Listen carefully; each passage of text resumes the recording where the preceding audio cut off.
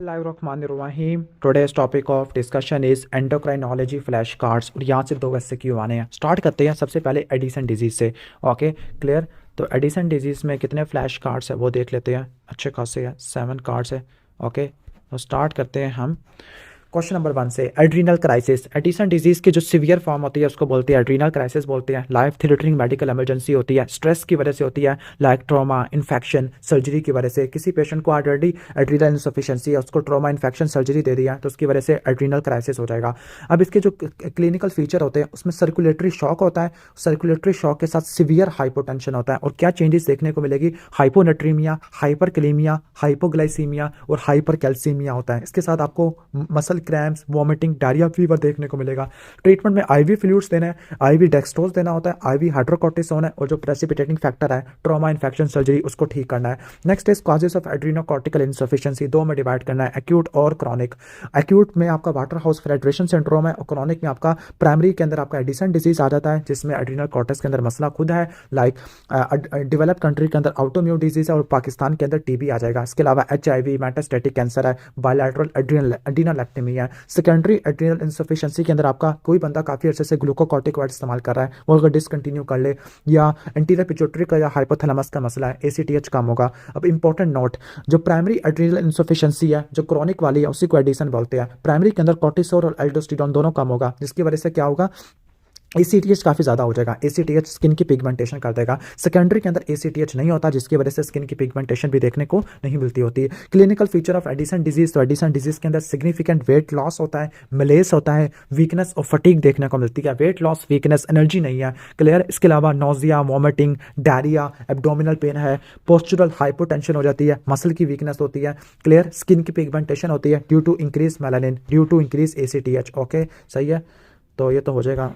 अच्छा, cause of feature is low cortisol and low aldosterone and high ACTH. Next is investigation in Addison disease. Okay, सही है। तो Addison disease के अंदर screening के अंदर आप सुबह 8 बजे का कोर्टिसोल लेवल करा लोगे, 3 माइक्रोग्राम से कम का होगा।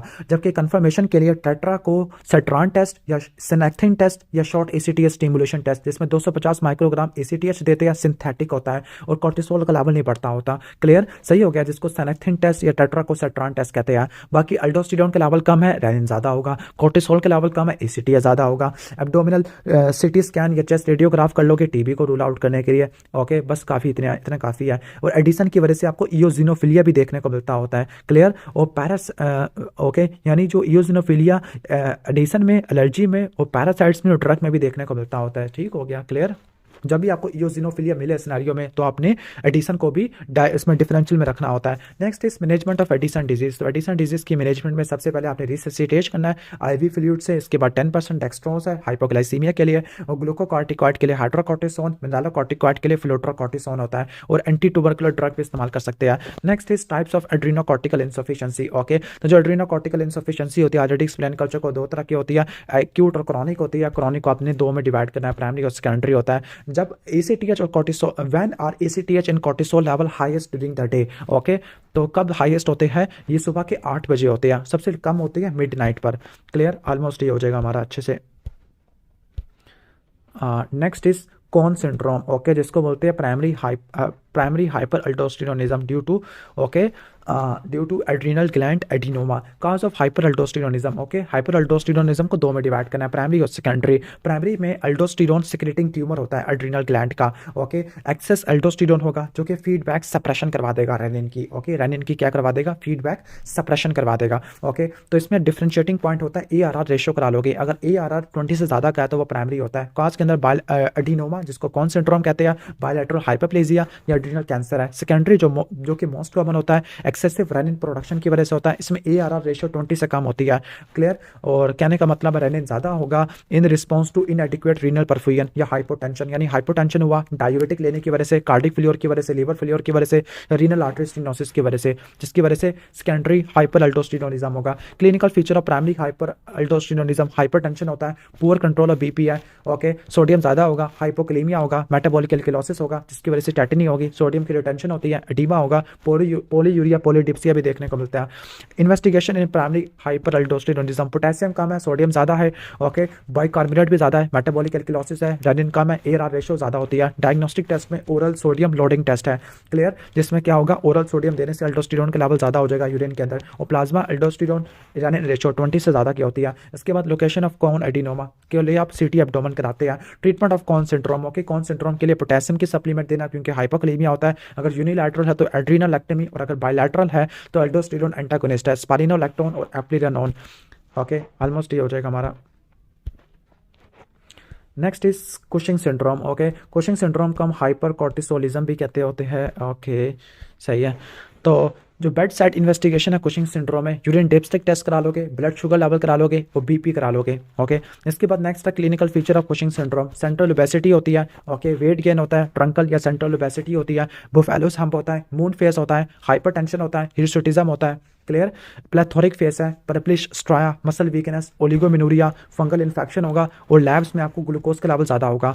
कुशिंग सिंड्रोम में हाइपरग्लाइसीमिया और हाइपर कोलेस्ट्रोलीमिया होता है, डिफरेंशिएटिंग पॉइंट है। हाइपरग्लाइसीमिया है तो या तो कुशिंग हो सकता है या थायरोटॉक्सिकोसिस है। अगर हाइपर कोलेस्ट्रोलीमिया है तो कुशिंग है, अगर हाइपोकोलेस्ट्रोलीमिया है तो वो थायरोटॉक्सिकोसिस में देखने को मिलता है। नेक्स्ट हम आगे चलते हैं कुशिंग सिंड्रोम के काजेस, ओके। तो कुशिंग सिंड्रोम के काजेस को दो में डिवाइड करना है, ACTH dependent, ACTH independent. ACTH dependent में आपका कुशिंग डिजीज आ जाएगा जिसको बोलते हैं pituitary adenoma, ectopic ACTH syndrome या एक्टोपिक CRF सिंड्रोम है। ACTH इंडिपेंडेंट काजेस में आइट्रोजेनिक है, लाइक कॉर्टिकोस्टेरॉइड थेरेपी है, क्लियर, या फिर एड्रीनल कार्सिनोमा या एडिनोमा, उसकी वजह से ACTH इंडिपेंडेंट हो जाएगा। मोस्ट कॉमन जो कुशिंग सिंड्रोम होता है आइट्रोजेनिक होता है due to taking long term steroid medication, like किसी को रूमेटॉइड आर्थराइटिस था, एस्थमा था, उसकी वजह से हो जाएगा। जबकि most common endogenous cause of Cushing syndrome is pituitary adenoma, Cushing disease होता है। Investigation and Cushing syndrome, okay. तो कुशिंग सिंड्रोम में क्या क्या इन्वेस्टिगेशन करते हैं, अब इसको ध्यान से सुनना है। सबसे पहले आपने कुशिंग सिंड्रोम को डायग्नोस करना है, कोर्टिसोल के लेवल को देखना है, तो 4 टेस्ट कराओगे, 24 hour urinary cortisol level, late night salivary cortisol level, low dose dexamethasone suppression test, overnight dexamethasone suppression test. अगर कोर्टिसोल का लेवल ज़्यादा है तो कुशिंग सिंड्रोम डायग्नोस हो गया है। नेक्स्ट स्टेप पे आपने कराना है ACTH, अगर ACTH कम है तो मसला एड्रीनल ग्लैंड के अंदर था तो उसके लिए आपने CT स्कैन एब्डोमेन करा लेना है। लेकिन अगर ACTH ज़्यादा था तो या तो पिट्यूटरी एडिनोमा हो सकता है या एक्टोपिक ACTH सिंड्रोम हो सकता है। इन दोनों को डिफरेंशिएट करने के लिए CRF स्टिमुलेशन टेस्ट या high dose dexamethasone suppression test करते हैं। अगर high dose dexamethasone suppression test positive है, that means high dose dexamethasone suppress कर रहा है तो पिट्यूटरी एडिनोमा है। पिट्यूटरी एडिनोमा के लिए हमने MRI ब्रेन कराना है, अगर 6 मिलीमीटर से कम है तो MRI ब्रेन नेगेटिव होती है, तो आपने bilateral inferior petrosal sinus sampling करानी होती है। अगर dexamethasone suppression test high dose वाला नेगेटिव था तो एक्टोपिक ACTH सिंड्रोम है, जिसके लिए आपने CT स्कैन लंग्स कराना होता है। Screening test for Cushing syndrome 48 hour low dose dexamethasone suppression test कराते हैं which fail to suppress plasma cortisol level. Treatment of Cushing syndrome, तो क्या होता है कुशिंग सिंड्रोम का, अगर कुशिंग डिजीज है तो ट्रांसफिनॉइडल सर्जरी है, एक्टोपिक ACTH सिंड्रोम है, ट्यूमर रिसेक्शन है, अगर एड्रीनल ग्लैंड के अंदर मसला है, एडिनोमा या कार्सिनोमा है तो एड्रीनलेक्टमी करनी है और लाइफ लॉन्ग हार्मोनल रिप्लेसमेंट है, और इसकी वजह से नेल्सन सिंड्रोम भी हो सकता है। What happens to the diurnal variation, Cushing syndrome में सबसे पहले डायर्नल वेरिएशन खत्म हो जाती है, क्लियर। नॉर्मली कोर्टिसोल सुबह के वक्त ज़्यादा होता है, रात को कम हो जाता है, लेकिन अब पूरे दिन पे सेम ही लेवल पे रहेगा।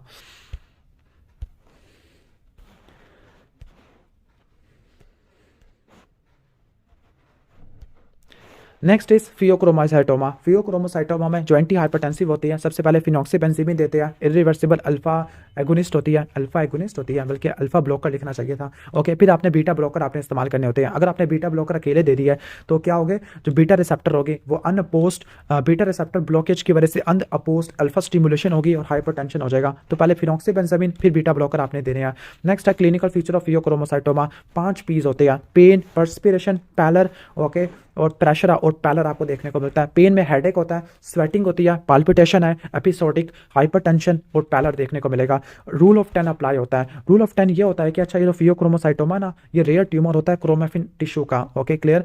ये 0.1% कॉज ऑफ हाइपरटेंशन होता है और ये न्यूरोफाइब्रोमाटोसिस के साथ, वॉन हिप्पल लिंडू सिंड्रोम के साथ या MEN 2A MEN 2B से एसोसिएटेड होता है। रूल ऑफ 10 ये कहता है कि 10% फैमिलियल होते हैं, 10% बायलैटरल होते हैं, 10% मैलिग्नेंट होते हैं, 10% चाइल्डहुड में होते हैं, 10% एक्स्ट्रा एड्रीनल एड्रीनल में होते हैं, एक्स्ट्रा एड्रीनल में एयोर्टिक बाइफर्केशन पे होते हैं जिसको ऑर्गन ऑफ जुकर कैंडल कहते हैं, कैरोटिड बॉडी पे होते हैं और पोस्टीरियर मीडियास्टिनम पे होते हैं। नेक्स्ट इन्वेस्टिगेशन इन फियोक्रोमोसाइटोमा, तो फियोक्रोमोसाइटोमा में जो इन्वेस्टिगेशन और चॉइस होती है वो प्लाज्मा मेटानेफ्रिन के लेवल होते हैं, मोस्ट सेंसिटिव होते हैं। इसके अलावा 24 आवर यूरिनरी वेनाइल मेंटेलिक एसिड करा लोगे वो आपको रेस मिलेगा, 24 आवर यूरिनरी मेटानेफ्रिन करा लोगे, फ्री कैटेकोलामिन्स करा लोगे। इसके अलावा सीरम क्रोमोग्रानिन ए का लेवल है वो ज़्यादा होगा, ग्लूकागोन प्रोवोकेशन टेस्ट और एड्रीनोलेटिक टेस्ट है, लाइक क्लोनिडीन और फेंटोलामीन है। और ट्यूमर को लोकेट करने के लिए पेट स्कैन करते हैं, गैलियम 68 डोटा टेट स्कैन करते होते हैं।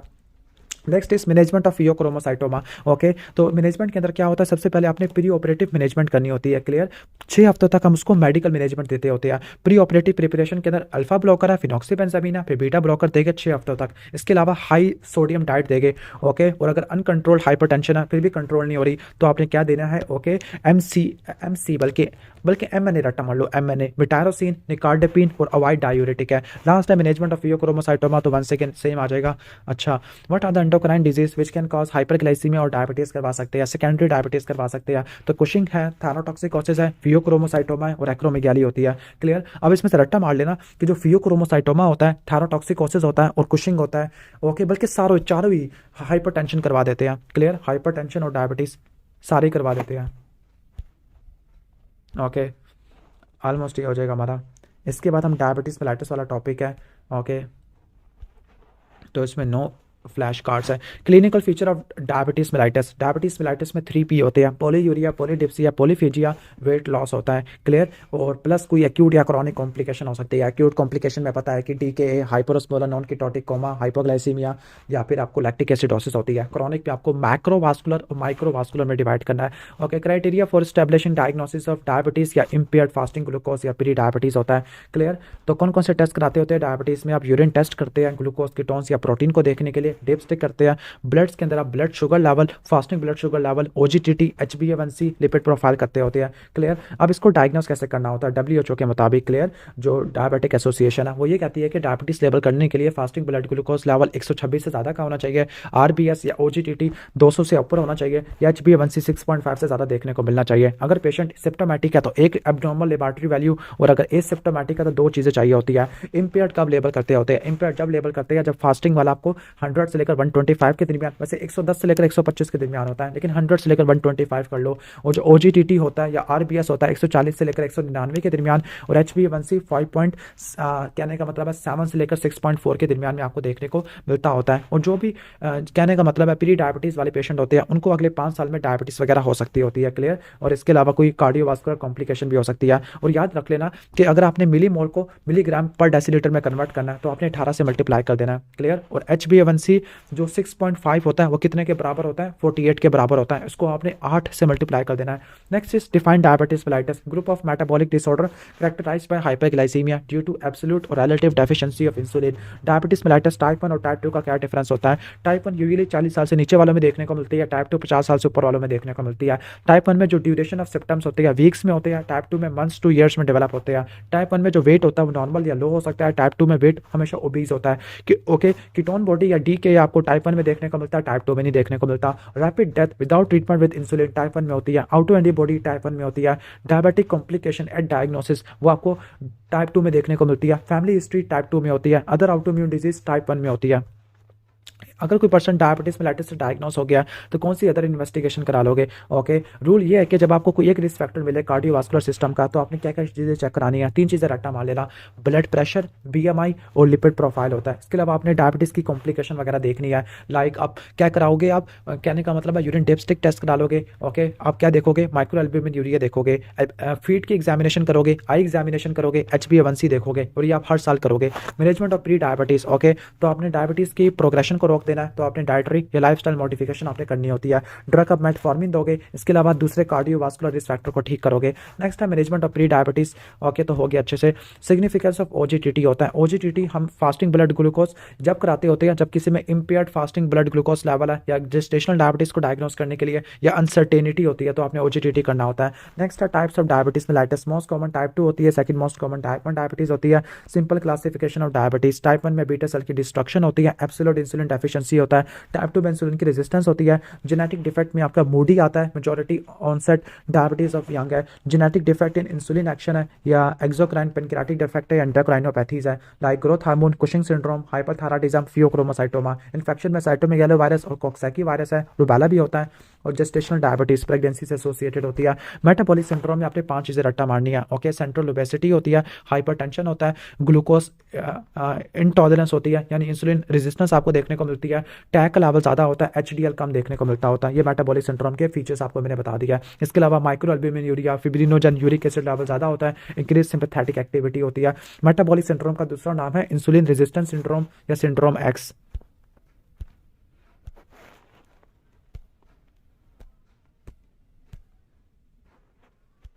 Okay, next is acute complication of diabetes. Acute complication DK और हाइपरोस्मोलर नॉन कीटोटिक कोमा।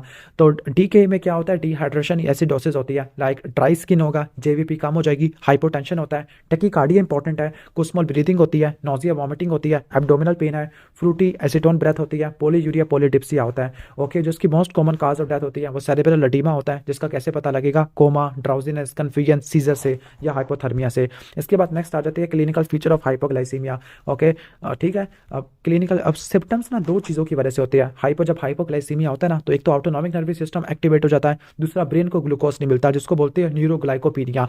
तो जब ऑटोनॉमिक नर्वस सिस्टम एक्टिवेट होगा, सिंपैथेटिक स्टिमुलेशन होती है, तो स्वेटिंग होता है, पाल्पिटेशन होता है, एंजाइटी होती है, हंगर होता है। न्यूरोग्लाइकोपीनिया की वजह से कन्फ्यूजन, ड्राउजीनेस, पुअर कंसंट्रेशन और स्पीच डिफिकल्टी। सीडी से रट्टा मारना, सीडीज, सी से कन्फ्यूजन, सी से कोऑर्डिनेशन खराब हो जाएगी, डी से ड्राउजीनेस, स्पीच डिफिकल्टी देखने को मिलती होती है। और आपने सिम्टम की रिकॉग्निशन, ये सबसे इंपॉर्टेंट पार्ट है पेशेंट के एजुकेशन का। जब भी कोई मूड चेंज हो रहा हो या बिहेवियर चेंज हो रहा हो, बच्चों में देखने को मिलता होता है। क्लियर, सही हो गया। और कभी कभार ऐसा होता है कि जो पेशेंट्स होते हैं वो हाइपोग्लाइसीमिया के फीचर्स को रिकॉग्नाइज कर जाती है, लेकिन कभी कभार रिकॉग्नाइज नहीं कर पाते होते या बंदा कुछ सो रहा है, तो इस केस में आपने क्या करना होता है, इस केस में आपने इसकी मैनेजमेंट करनी होती है। ठीक हो गया। खास तौर पे अगर ब्लड ग्लूकोज लेवल 45 से नीचे हो जाए, ठीक है। बाकी प्रीवेनेंस वगैरह बता रहे हैं, बाकी छोड़ देते हैं। Complication of DK. तो डीके की क्या कॉम्प्लिकेशन होती है, सेरिब्रल एडीमा होता है, most common cause of death in DK. Pulmonary oedema होता है, हाइपरकलीमिया या हाइपोकलीमिया देखने को मिल सकता होता है, थ्रोम्बोफ्लेबाइटिस या एक्यूट किडनी इंजरी हो जाता है। डीके, ओके, डीके क्या होता है, मेजर मेटाबॉलिक कॉम्प्लिकेशन होती है, टाइप 1 में देखने को मिलती है। ट्राइएट में हाइपरग्लाइसीमिया, जो ग्लूकोज होता है 500 से लेकर 700 के रेंज में चला जाता है, इसमें हगमा होता है, हाई इनाइन गैप मेटाबॉलिक एसिडोसिस है, पीएच 7.3 से कम होती है, बाइकार्बोनेट 15 से कम होता है। जबकि हाइपरोस्मोलर नॉन कीटोटिक कोमा में पीएच 7.3 से ज़्यादा की होती है और बाइकार्बोनेट 15 से ज़्यादा देखने को मिलती है। सीरम में और यूरिन में कीटोन्स होते हैं। क्लियर। और आपने blood sugar level, ABGs, urine और ब्लड कीटोन्स करानी होती है। फ्लूइड और इलेक्ट्रोलाइट्स लॉस इन डीके, तो जो पानी होता है वो 6 लीटर का लॉस हो जाएगा। क्लियर। सबसे पहले डीके में आपने फ्लूइड की लॉस करना होता है, सॉरी फ्लूइड लॉस को कवर करना होता है। ओके, सही हो गया। तो लाइक वाटर 6 लीटर का लॉस होता है, सोडियम 500 ml का होता है, तो क्लोराइड आपका 400 का होता है और पोटेशियम 350 का होता है। क्लियर। और जो टोटल 6 लीटर का ना, 3 लीटर एक्स्ट्रा सेलुलर होता है और 3 लीटर इंट्रा सेलुलर होता है। जो 3 लीटर एक्स्ट्रा सेलुलर होता है उसके लिए आपने सेलाइन को रिप्लेस करना है, और 3 लीटर इंट्रा सेलुलर इसको आपने रिप्लेस करना है डेक्सट्रोज से। ओके, ठीक हो गया। ओके, तो कहते हैं कि आपने इन वैल्यूज़ को जनरलाइज नहीं करना होता बच्चों के केस में। तो बच्चों के केस में आपने पीरियड्स के डीके कार्ड्स को देखना होता है। ओके, एक पेशेंट डीके या हाइपरस्मोलर नॉन कीटोटिक कोमा का हाइपरग्लाइसीमिक है, तो हम हाई डेक्सट्रोज क्यों देते होते हैं, हमें 10% ग्लूकोज वगैरह ऐड करना होता है, बिकॉज इंसुलिन को ज़्यादा टाइम लगता होता है to lower ketones as compare to glucose. ठीक हो गया। ओके, ठीक है। Because we don't want to stop insulin infusion until DK और hyperosmolar non ketotic coma is resolve, otherwise hypoglycaemia हो जाएगा, क्योंकि ग्लूकोज ज़्यादा जल्दी नीचे चला जाता है as compare to ketones. Okay, इसके बाद हाइपोग्लाइसीमिया होता है। हाइपोग्लाइसीमिया कब लेवल करते हैं, जब ग्लूकोज लेवल 3.5 मिलीमोल या 63 मिलीग्राम पर डेसीलीटर से कम हो जाता है, खासतौर पर डायबिटीज़ वाले पेशेंट में, या जो इंसुलिन ले रहा है या सल्फोनालयूरिया ले रहा है। अगर कोई नॉन डायबिटिक पेशेंट है उसमें हाइपोग्लाइसीमिया होता है, उसको बोलते हैं स्पॉन्टेनियस हाइपोग्लाइसीमिया होता है। क्लियर, सही हो गया। तो कार्स ऑफ हाइपोग्लाइसीमिया क्या होता है, कोई बंदा खाना मिस कर गया है, एक्सरसाइज करना शुरू कर गया है, अल्कोहल है, इंसुलिन डोज सही से नहीं ली, लाइपोडिस्ट्रोफी है जिससे इंसुलिन की एब्जॉर्प्शन नहीं हो पा रही। क्लियर। वेरिएबल इंसुलिन की एब्जॉर्प्शन है, गैस्ट्रोपैरेसिस है ड्यू टू ऑटोनॉमिक न्यूरोपैथी है। Clear. Risk factor for severe hypoglycaemia. Okay, तो strict glycaemic control, hypoglycaemia, extreme of age या रीनल इंपेयरमेंट में देखने को मिलता होता है, इसके रिस्क फैक्टर हो जाएगा। क्लियर। ज़्यादा इंसुलिन ले लिया, रीनल इंपेयरमेंट है या प्रीवियस हिस्ट्री है या एक्सट्रीम ऑफ एज है। कौन कौन सी ड्रग प्रोलॉन्ग या सीवियर हाइपोग्लाइसीमिया करवाती है? Insulin, insulin secretagogues like sulfonylurea, glyburide, glipizide. Non sulfonylurea में रैपिक्लिनाइड, नेटिक्लिनाइड है। Beta blocker overdose like propranolol. और लास्ट में आपका क्या आ जाएगा? क्विनिडीन आ जाएगा। क्लियर। हाइपोग्लाइसीमिया हो जाएगा। इसका रिस्क फैक्टर दोबारा देख लो, स्ट्रिक्ट ग्लाइसीमिक कंट्रोल है या हाइपोग्लाइसीमिया का पता नहीं लगा, एक्सट्रीम ऑफ एज है उसमें देखने को मिलता है। नेक्स्ट है hyperosmolar non ketotic coma, severe hyperglycaemia होता है। देखो उसमें मिली मोल में दिया हुआ है, अब मिली मोल को मैं 18 से मल्टीप्लाई कर देता हूँ तो आंसर आ जाता है 900। ओके, कीटोन बॉडीज नहीं होती, सीवियर डिहाइड्रेशन होता है और प्री रीनल यूरीमिया भी आपको देखने को मिलता होता है। ये बूढ़े पेशेंट में देखने को मिलता है जिनको अनडायग्नोस्ड डायबिटीज मेलाइटस होता है। प्रेसिपिटेटिंग फैक्टर में कोई इन्फेक्शन, सेरिब्रोवास्कुलर एक्सीडेंट, एमआई, डायलिसिस है या कुछ ड्रग्स लेने की वजह से लाइक थायाजाइड, मैनिटोल, फेनिटोइन है। ठीक हो गया, थायाजाइड, फेनिटोइन और मैनिटोल है। अब क्लिनिकल फीचर में वही डायबिटीज के सिम्टम है, पोलीयूरिया, पोलीडिप्सिया, पोलीफेजिया, लेकिन साथ में वेट लॉस होगा, सीवियर डिहाइड्रेशन होती है। लैब्स करा लोगे, ब्लड शुगर लेवल 600 से ज़्यादा का होगा, पीएच 7.3 से ज़्यादा होती है, डीके में पीएच 7.3 से कम होती है, बाइकार्बोनेट 15 से ज़्यादा का है, कीटोन्स नहीं है, सीवियर हाइपरओस्मोलैलिटी आपको देखने को मिलती है, 320 से ज़्यादा देखने को मिलती होती है। और ओस्मोलैलिटी का फार्मूला क्या होता है? ओस्मोलैलिटी का फार्मूला होता है सोडियम को 2 से मल्टीप्लाई करना है, ग्लूकोज को 18 से डिवाइड करना है, यूरिया को 2.8 से डिवाइड करना होता है। नॉर्मल वैल्यू 280 से लेकर 320 के दरमियान होती है। ओके, और कॉन्शियस लेवल डिप्रेस हो जाएगी अगर ये वैल्यू 340 से ऊपर हो जाती है। Next is investigation in DK medical emergency होती है। याद करना कि आपने इन्वेस्टिगेशन का वेट नहीं करना होता, बस आपने करवाने के लिए भेज देना है। सीबीसी करा लोगे, यूरिया करा लोगे, ज़्यादा होगा। इलेक्ट्रोलाइट्स में हाइपरकलीमिया होगा, हाइपोनेट्रीमिया और बाइकार्बोनेट कम होगा। एबीजीज में हगमा होगा, ब्लड और यूरिन में कीटोन्स आपको ज़्यादा देखने को मिलता होता है। इसके अलावा कोविड-19 स्वैब भी करा लेते हैं। ओके, मैनेजमेंट ऑफ डीके है, सबसे पहले आपने आईवी लाइन लगानी है और आपने सैंपल लेना है फॉर इनिशियल, और फिर आपने 24 घंटों में 6 लीटर आपने फ्लूइड देना होता है। ओके, सही हो गया। और आपने इनिशियली आपने सलाइन देना होता है। ओके, 6 लीटर नॉर्मल सलाइन देना होता है, लेकिन जब ब्लड शुगर लेवल 250 से नीचे का हो जाता है तो आपने 10% डेक्सट्रोज पे शिफ्ट हो जाना है। और आपने ओवर हाइड्रेशन को अवॉइड करना है, क्योंकि ओवर हाइड्रेशन की वजह से सेरिब्रल एडीमा हो जाएगा and this is the most common cause of death in DKA. बाकी सेरिब्रल एडीमा के अलावा pulmonary oedema, hyperkalaemia, hypokalaemia, thrombophlebitis, acute renal failure बताया था। अब हाइपरग्लाइसीमिया को रिड्यूस करना है। ओके, तो आप इंसुलिन की ड्रिप चलाओगे, इनिशियली 10 यूनिट बोलस दोगे, फिर आप 0.1 यूनिट पर केजी पर आर के हिसाब से चलाओगे और फिर पोटेशियम के बैलेंस को आप मेंटेन करोगे। अगर कोई पेशेंट एट फर्स्ट अगर पेशेंट कोई हाइपरक्लीमिक है लेकिन इंसुलिन क्या करवा देती है? हाइपोक्लीमिया करवा देती होती है। ओके, सही है। Give potassium but starting with the second litre of fluid. Okay, सही हो गया। ओके, यानी इनिशियली डीके में हाइपरक्लीमिया होता है, लेकिन इंसुलिन की वजह से हाइपोक्लीमिया देखने को मिल सकता है। तो जब सेकंड लीटर ऑफ फ्लूइड दे रहोगे तब आपने पोटेशियम देना होता है। इसके अलावा सोडा बाइकार्बोनेट को आप ठीक करोगे, कब ठीक करोगे? जब पीएच 7.9 से कम देखने को मिलती है या इम्पेयर्ड कार्डिक फंक्शन है, उसी केस में आप सोडा बाइकार्बोनेट दोगे। इसके अलावा इन्फेक्शन है तो एंटीबायोटिक दे दोगे। कॉम्प्लिकेशन है लाइक सेरिब्रल एडीमा है तो आप ऑक्सीजन दोगे, आईवी मैनिटोल दोगे और बेड हेड को रेस्ट कर दोगे। ओके, क्लियर, ऑलमोस्ट ये हो जाएगा। और 0.1 की इन्फ्यूजन चलाते होते हैं। क्लियर, सही है, ऑलमोस्ट ये हो जाएगा हमारा डीके हो जाएगा। ओके, फ्लूइड की रिप्लेसमेंट बताई हुई है। नॉर्मल सलाइन है 1 लीटर 30 मिनट पे देते हैं, फिर 1 लीटर 1 घंटे में, फिर 1 लीटर 2 घंटों में, फिर 1 लीटर कहने का मतलब है कि 2 to 4 आवर्स में। टोटल कितना हो गया? 4 लीटर हो गया वैसे। ठीक है, आधा घंटा, 1 घंटा, 2 घंटे और 4 घंटे। ठीक है, अगर ब्लड ग्लूकोज लेवल 270 से कम है तो आपने 5% डेक्सट्रोज पे शिफ्ट करना होता है। क्लियर, सही है। और अगर स्टिल डिहाइड्रेटेड है तो आपने डेक्सट्रोज और नॉर्मल सलाइन ऐड करना होता है। जो टोटल रिक्वायरमेंट्स होती है 24 आवर में 6 लीटर्स होती है। क्लियर। अब इंसुलिन की डोज क्या होती है? वैसे यहाँ पे लिखा है कि ओके 50 यूनिट सॉल्युबल इंसुलिन, वैसे जो 10 यूनिट बोलस देते होते हैं इंसुलिन का। ओके, 10 यूनिट बोलस देते होते हैं। क्लियर, सही हो गया। ऑलमोस्ट आपने ये रट्टा मार लेना होता है। क्लियर, ब्लड ग्लूकोज लेवल को देखते होते हैं और ब्लड ग्लूकोज लेवल को आपने 3 to 6 मिली मोल पर लीटर के हिसाब से नीचे गिराना होता है। क्लियर, सही है। ओके, और आपने जो कहने का मतलब है जो पोटेशियम होता है वो first litre of IV fluid में नहीं देना होता अनलेस एंड अनटिल पोटेशियम 3 से कम हो जाए। ओके, अगर कहने का मतलब है पोटेशियम अगर 3.5 से कम है तो आपने 40 मिली मोल पोटेशियम ऐड करना होता है 1 लीटर के अंदर। ओके, सही हो गया। और अगर पोटेशियम 3.5 से लेकर 5 है तो आपने 20 ऐड करना होता है, और अगर 50 से ऊपर है तो आपने कोई मजीद पोटेशियम ऐड नहीं करना होता। बाकी एडिशनल प्रोसीजर में कैथेटराइजेशन करते हैं, एनजी रखेंगे टू कीप स्टोमक एम्प्टी है, सीवीपी लगा देंगे कितना फ्लूइड देना है, प्लाज्मा एक्सपांडर दे दोगे, एंटीबायोटिक और ईसीजी मॉनिटरिंग कर लोगे। ओके, इसके बाद नेक्स्ट हम चलते हैं मैनेजमेंट ऑफ हाइपर और स्मॉलर नॉन कीटोटिक कोमा। तो फ्लूइड इसमें कितना दोगे, 6 लीटर नहीं दोगे, सिर्फ ओनली 3 लीटर दोगे, because cerebral oedema is the biggest risk in elderly population. Okay, ठीक हो गया।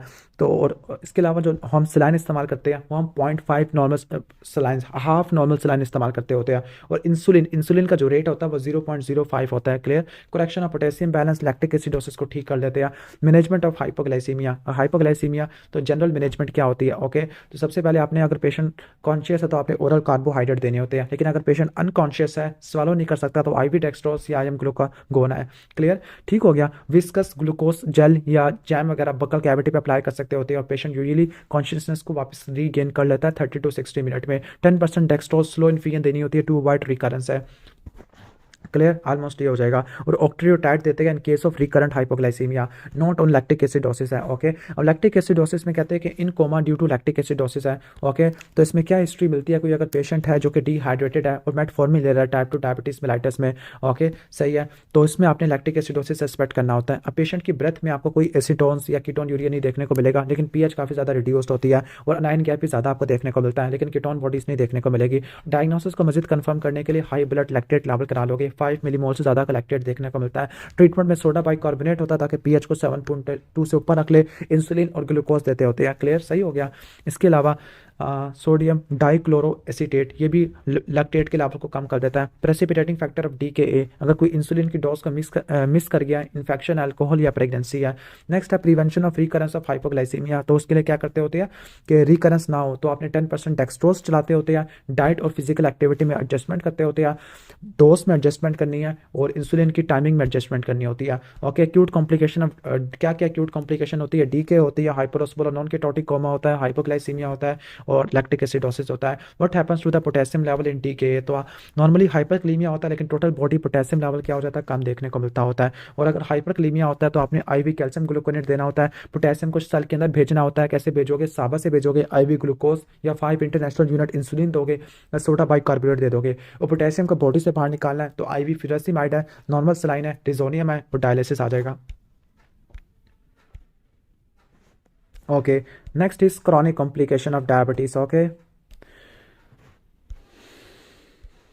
तो क्रॉनिक कॉम्प्लिकेशन है differential diagnosis of anaemia in diabetic. Okay, तो डिफरेंशियल डायग्नोसिस क्या होता है एनीमिया इन डायबिटिक्स, या तो डायबिटिक नेफ्रोपैथी हो गई है, CKD है, या आयरन या फोलेट की डेफिशिएंसी हो गई है। क्रॉनिक इन्फ्लेमेशन है, RBC का लाइफ स्पैन कम है या एरिथ्रोपोइटिन की प्रोडक्शन कम हो रही है। अब जो कहने का मतलब है क्या था question, long term complication of diabetes है। लॉन्ग टर्म कॉम्प्लिकेशन माइक्रोवास्कुलर या मैक्रोवास्कुलर होती है। मैक्रोवास्कुलर में क्रॉनिक सर्कुलेशन में MI या स्ट्रोक हो सकता है, नहीं MI होगा, सेरिब्रल में स्ट्रोक हो सकता है, पेरिफेरल में क्लॉटिकेशन होती है। माइक्रोवास्कुलर में आइस में रेटिनोपैथी, कैटरेक्ट, ग्लोकोमा होता है। नेफ्रोपैथी रीनल फेलियर हो जाएगा, एंड स्टेज रीनल डिजीज है। और पेरिफेरल न्यूरोपैथी में सेंसरी लॉस होता है, ग्लव एंड स्टॉकिंग सेंसेशन होती है। ऑटोनॉमिक न्यूरोपैथी में GIT में आपको गैस्ट्रोपैरासिस, अल्टर्ड बोवल हैबिट्स होता है, पोस्चुरल हाइपोटेंशन देखने को मिलती है। और फूड डिजीज में आपको अल्सरेशन या आर्थ्रोपैथी देखने को मिलती है। क्लियर, सही हो गया। अब जो रिस्क फैक्टर होते हैं इन चीज़ों से रिलेटेड, ड्यूरेशन ऑफ डायबिटीज़ पर डिपेंड करते हैं, अर्ली एज पर डिपेंड करते हैं, हाई ग्लाइकेटेड हीमोग्लोबिन डिपेंड करते होते हैं, प्रोटीन यूरिया या माइक्रो एल्ब्यूमिन यूरिया पर डिपेंडेंट होते हैं। Most common cause of death in diabetes mellitus तो MI होता है। Most common complication of type 2 diabetes mellitus retinopathy या नेफ्रोपैथी होता है। प्रिवेंशन ऑफ डायबिटिक नेफ्रोपैथी या CKD, तो सबसे पहले आपने ड्रग थेरेपी लेनी होती है, स्मोकिंग या अल्कोहल को छुड़वाना है, एक्सरसाइज करना होता है, एनसेड आपने एहतियात से इस्तेमाल करनी है, डाइट की मॉडिफिकेशन करनी होती है। Screening for retinopathy in diabetes mellitus, तो आपने एनुअल डायलेटेड आई एग्जामिनेशन करना है, पंडोस्कोपी करनी होती है। Screening of CKD in diabetes, okay सही है। डायग्नोसिस की 5 सालों के बाद स्टार्ट करनी होती है डायबिटीज मेलाइटिस टाइप 1 में, और टाइप 2 में एनुअल स्क्रीनिंग करनी होती है। ओके, स्क्रीनिंग के लिए आप माइक्रो एल्ब्यूमिन यूरिया को चेक करते हैं, 30 to 300 मिलीग्राम पर 24 आवर होता है। क्लियर, सही हो गया। जो बेस्ट स्क्रीनिंग टेस्ट होता है वो एल्ब्यूमिन क्रिएटिनिन रेशो होती है, 30 मिलीग्राम से ज़्यादा आपको देखने को मिलती होती है। क्लियर, मेनली आपने माइक्रो एल्ब्यूमिन यूरिया को देखना होता है। यूरिन डिप्स्टिक टेस्ट से देख सकते हैं, रेडियो इम्यूनो एसे से देख सकते हैं, या एल्ब्यूमिन क्रिएटिनिन रेशो देख लोगे, या एल्ब्यूमिन देख लोगे from the 24 hour urinary sample. दोनों केस में 30 से ज़्यादा की होनी चाहिए। Level of albumin urea normal 30 से कम होता है, अगर 30 to 300 हो माइक्रो, 300 से ज़्यादा हो तो मैक्रोएल्ब्यूमिनूरिया, और 3.5 से ज़्यादा का हो नेफ्रोटिक होता है। जो डिपस्टिक टेस्ट होता है ना वो 300 से ऊपर नहीं जा सकता होता, डैट इज़ वाई ये माइक्रोएल्ब्यूमिनूरिया को डिटेक्ट नहीं कर सकता, सॉरी 300 से नीचे वालों को नहीं कर सकता, that is why dipstick test से माइक्रोएल्ब्यूमिनूरिया नहीं आ सकता होता अच्छे से। आपको 24 आवर यूरिनरी सैंपल से प्रोटीन देखनी है या ACR कराना है। Screening of distal symmetrical polyneuropathy, okay. तो इसके लिए आप इंटेंसिव, ठीक है, screening of distal symmetrical polyneuropathy है। अच्छा यहाँ पर कोई इमेज भी आई हुई थी। अच्छा मुझे कुछ डाटा ऑन करना पड़ेगा इसके लिए।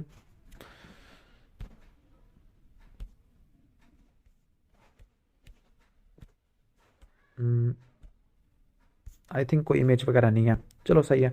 अच्छा डिस्टल सिमेट्रिकल पॉलीन्यूरोपैथी का ट्रीटमेंट क्या होता है? इंटेंसिव इंसुलिन थेरेपी करते होते हैं, ग्लाइसेमिक कंट्रोल करते होते हैं, गाबापेंटिन, प्रीगैबलिन है, एमिट्रिप्टालिन है, डिलॉक्सटिन या ट्रामाडोल इस्तेमाल करते हैं। ट्रीटमेंट ऑफ एल्ब्यूमिनूरिया, तो एस इनहिबिटर या ARB इस्तेमाल करना होता है, और एस इनहिबिटर आप इस्तेमाल करते होते हैं हाइपरटेंशन और एल्ब्यूमिनूरिया दोनों के केस में, डायबिटीज मेलाइटिस वाले पेशेंट में। What are the types of diabetic neuropathy? Diabetic neuropathy दो टाइप की होती है, ओके। सिमेट्रिकल सेंसरी पोलीन्यूरोपैथी जिसको बोलते हैं distal symmetrical polyneuropathy most common होती है। इसमें हैंड्स और फीट में सेंसेशन गायब हो जाती है जिसको बोलते हैं glove and stocking pattern, clear. Pain देखने को मिलता है और लॉस ऑफ प्रोटेक्टिव सेंसेशन होता है जिसकी वजह से डायबिटिक फुट हो जाएगा। दूसरा एसिमेट्रिकल मोटर डायबिटिक न्यूरोपैथी है जिसको डायबिटिक एमायोट्रोफी कहते हैं। तीसरा मोनोन्यूरोपैथी होती है। चौथा ऑटोनॉमिक न्यूरोपैथी होती है। ऑटोनॉमिक न्यूरोपैथी की वजह से पोस्चुरल हाइपोटेंशन होता है, गैस्ट्रोपैरेसिस होती है, इरेक्टाइल डिसफंक्शन होता है, डायरिया और कॉन्स्टिपेशन देखने को मिलती होती है, okay.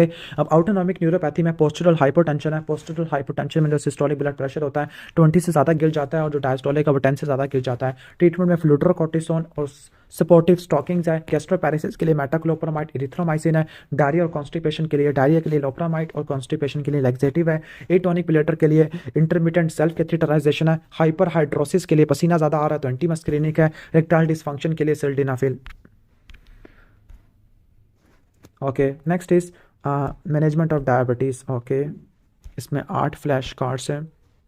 Complication of insulin therapy, insulin को देने की वजह से हाइपोग्लाइसीमिया वगैरह हो सकता है, वेट गेन आपको देखने को मिल सकता है, हाइपोक्लीमिया हाइपरक्लीमिया हो सकता है, पेरिफेरल एडीमा है, और इंसुलिन की एंटीबॉडी हो सकती है, लाइपोडिस्ट्रोफी है या एनाफिलैक्टिक रिएक्शन हो सकती है। Drugs in diabetes mellitus type 2 होता है, क्लियर, सही हो गया। तो जो ड्रग चॉइस होती है वो मेटफॉर्मिन होती है, फिर आपने बाद में इंसुलिन पर शिफ्ट करना होता है। बेस्ट ड्रग भी आपकी इंसुलिन होती है। टाइप 1 में आपने मेनली इंसुलिन इस्तेमाल करनी होती है। स्प्लिट मिक्स इस्तेमाल करोगे या बेजल बोलस इस्तेमाल करोगे। स्प्लिट मिक्स में 70-30 होती है NPH और रेगुलर, जबकि बेजल बोलस में लॉन्ग एक्टिंग और शॉर्ट एक्टिंग इस्तेमाल करते हैं। Drug use in diabetes mellitus, ये तो हो जाएगा हमारा। Enlist the drug use in diabetes, okay. तो डायबिटीज में 2 ड्रग इस्तेमाल करते हैं, ओरल हाइपोग्लाइसेमिक और पारेंटीरल। ओरल हाइपोग्लाइसेमिक में बाइगोनेट्स है, मेटफॉर्मिन है, इंसुलिन सिक्रेटागॉक्स है लाइक सल्फोनाल्यूरिया, ग्लिपिराइड, ग्लिपिजाइड, रिपाग्लिनाइड, नेटिग्लिनाइड है। डाइपेप्टिडाइल पेप्टिडेज फॉर इनहिबिटर जिसमें सीटाग्लिप्टिन, सक्साग्लिप्टिन, विल्टाग्लिप्टिन है। अल्फा ग्लूकोसिडेज इनहिबिटर इकार्बोस, मिग्लिटोल, थायाजोलिडानिडाइंस है, रोसिग्लूटाजोन, प्यूग्लूटाजोन, सोडियम ग्लूकोज को ट्रांसपोर्टर है, इम्पाग्लिफ्लोजिन, कैनागिल्फ्लोजिन। पार इंटीरियल में GLP-1 रिसेप्टर एगोनिस्ट है, एक्जिनाटाइड, लीराग्लूटाइड, एमालिन एनालॉग्स में प्रेवलेंटाइड है और इंसुलिन है। एक बात रट्टा मार लेना कि जो डाइपेप्टिडाइल पेप्टिडेज इनहिबिटर होते हैं वो हम मिला के देते हैं GLP-1 एगोनिस्ट के साथ, लाइक एक्जिनाटाइड और सीटाग्लिप्टिन होती है। डाइपेप्टिडाइल पेप्टिडेज 4 इनहिबिटर GLP-1 एनालॉग्स के ब्रेकडाउन को प्रिवेंट कर देते हैं। Goals of treatment in diabetes, अगर टाइप 1 और टाइप 2 है HbA1c 7 से कम रखना है, और अगर ओल्डर पेशेंट है आपने 8 से कम रखना होता है। ब्लड प्रेशर को आपने 140/90 से कम रखना होता है। टोटल कोलेस्ट्रॉल को 190 से कम रखना होता है, लाइक 5 से कम रखना है, और LDL को आपने 3 से कम रखना है, ओके, लाइक 115 से कम रखना होता है। नेक्स्ट है management of diabetes mellitus type 2। सबसे पहले डाइटरी और लाइफस्टाइल मॉडिफिकेशन है। Number 2 oral anti diabetic drug है। नंबर 3 इंसुलिन वगैरह होते हैं, क्लियर, सही है, ओके। कहती है कि तो 50% न्यू केसेस ऑफ डायबिटीज होता है वो डाइट से ठीक हो जाते हैं, बाकी 20-30 में मेडिसिन देनी होती है, और बाकी 20-30 में आपने इंसुलिन देनी होती है। अ portion of carbohydrate in diabetes mellitus, carbohydrate 50% है, ओके। प्रोटीन्स 10-15% होती है, फैट्स फैट्स आपके 35 होते हैं, प्रोटीन्स 10 to 15 होती है, और फ्रूट्स और वेजिटेबल्स के आपने 5 पोर्शन लेने होते हैं। फिर ये डाइटरी मैनेजमेंट सारी एक्सप्लेन की है कि आपने 5 पोर्शन लेने हैं फ्रूट वेजिटेबल के, स्टार्च वाली फूड लेनी होती है, डेयरी प्रोडक्ट लेनी होती है, साल्ट, शुगर, फैट और सॉफ्ट ड्रिंक्स को अवॉइड करना है। नेक्स्ट है management of hyperlipidaemia and hypertension and diabetes है। तो डायबिटीज़ में आपने लिपिड प्रोफाइल हर 5 साल के बाद कराना है, और अगर पेशेंट की उम्र 40 साल से ऊपर है, या कहने का मतलब है सीवियस रिस्क 10% से ज़्यादा किया है, तो आपने स्टैटिन चलाने होते हैं। मेन ड्रग कौन सी है? एंटी हाइपरटेंसिव एस इनहिबिटर होती है। अब इंसुलिन की 4 फार्मूलेशन होती है। रैपिड एक्टिंग इंसुलिन है, एस्पार्ट, ग्लूलिसिन, लिस्प्रो होती है। मील टाइम पे लेते हैं 30 to 60 minutes before meal. Short acting में रेगुलर इंसुलिन होती है, आईवी देते हैं DKA hyperosmolar non ketotic coma में और हाइपरक्लीमिया में। इसके बाद इंटरमीडिएट एक्टिंग है जिसको बोलते हैं NPH, neutral protamine Hagedorn, lente insulin भी कहते हैं। ये आप स्प्लिट मिक्स में इस्तेमाल करते हैं 70-30 में। लॉन्ग एक्टिव में ग्लार्जिन, डिग्लूटेक और डिटामिर है, ये बेसल इंसुलिन होती है।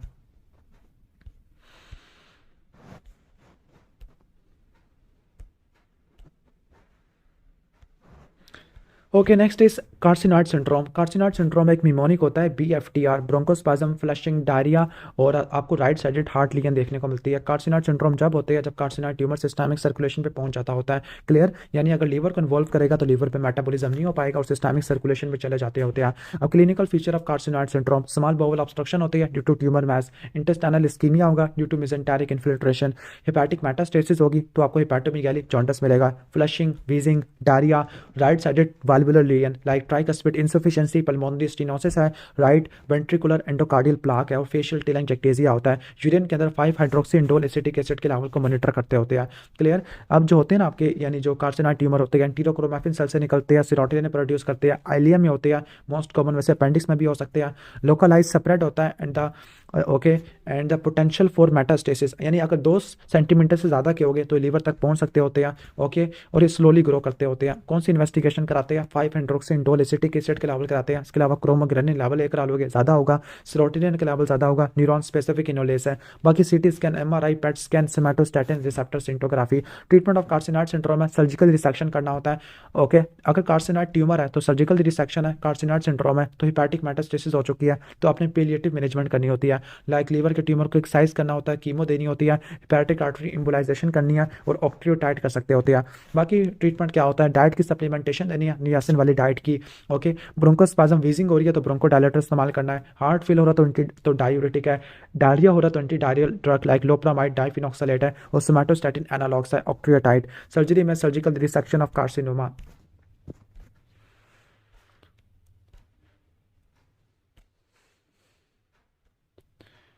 ओके, इसमें एक ही है, मैन सिंड्रोम एक्सप्लेन कर रहा है। मल्टीपल एंडोक्राइन न्यूप्लेजिया, मैन 1 को वर्मर सिंड्रोम कहते हैं, मैनिन जीन की म्यूटेशन होती है, 11 क्रोमोसोम पे पड़ा होता है। मैन 2A और मैन 2B, ओके, इसमें RET जीन की म्यूटेशन होती है, क्रोमोसोम नंबर 10 पे पड़ा होता है। उसमें आपने प्रोफाइलैक्टिक थैलाइडेक्टमी करनी होती है। मैन 2A को सिपल सिंड्रोम कहते हैं। मैन 1 में को वर्मर सिंड्रोम कहते हैं। 3 होते हैं pituitary adenoma, parathyroid hyperplasia, pancreatic tumour like gastrinoma. जबकि मैन 2 में parathyroid hyperplasia, medullary thyroid cancer और फियोक्रोमोसाइटोमा देखने को मिलता है। मैन 2B में medullary thyroid cancer, phaeochromocytoma, mucosal neuroma और मार्फानाइट हैबिटस देखने को मिलती होती है। देखिए समझ आ गया होगा, मैन 2B में क्या बताया? फियोक्रोमोसाइटोमा, मेडुलरी थायराइड कैंसर और मार्फानाइट हैबिटस और medullary thyroid cancer. Okay, mucosal neuromas भी आपको देखने को मिलते हैं। ओके, नेक्स्ट हम चलते हैं, ये भी अच्छे से हो गया है, मिसलिनियस।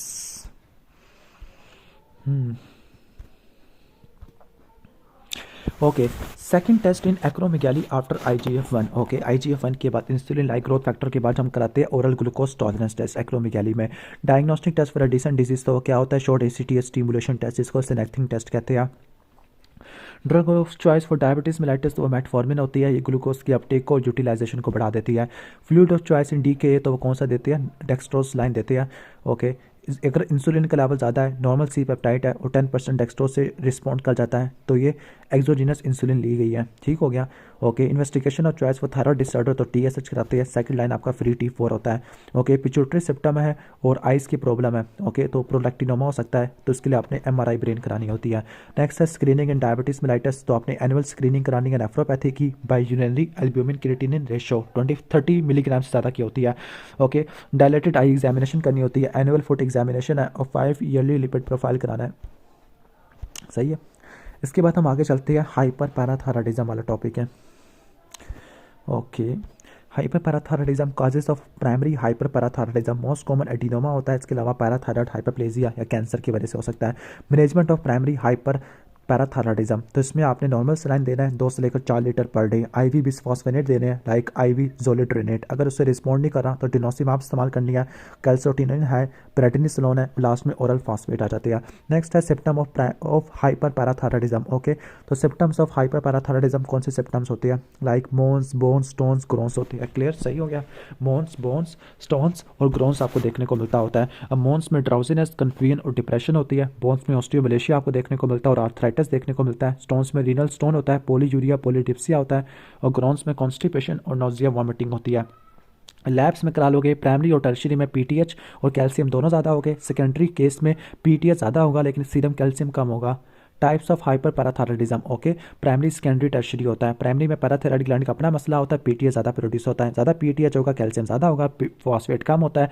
PTH क्या करता है, ऑस्टियोक्लास्ट को एक्टिवेट करता है जिसकी वजह से ALP का लेवल ज़्यादा हो जाएगा और PTH यूरिनरी साइक्लिक MP को बढ़ा देता है। सेकेंडरी में रीनल फेलियर होता है, पोटासियम की एक्सक्रीशन कम देखने को मिलती है।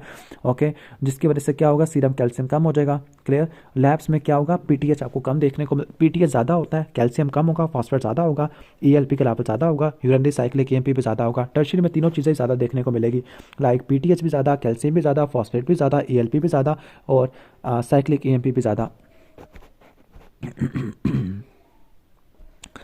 ओके,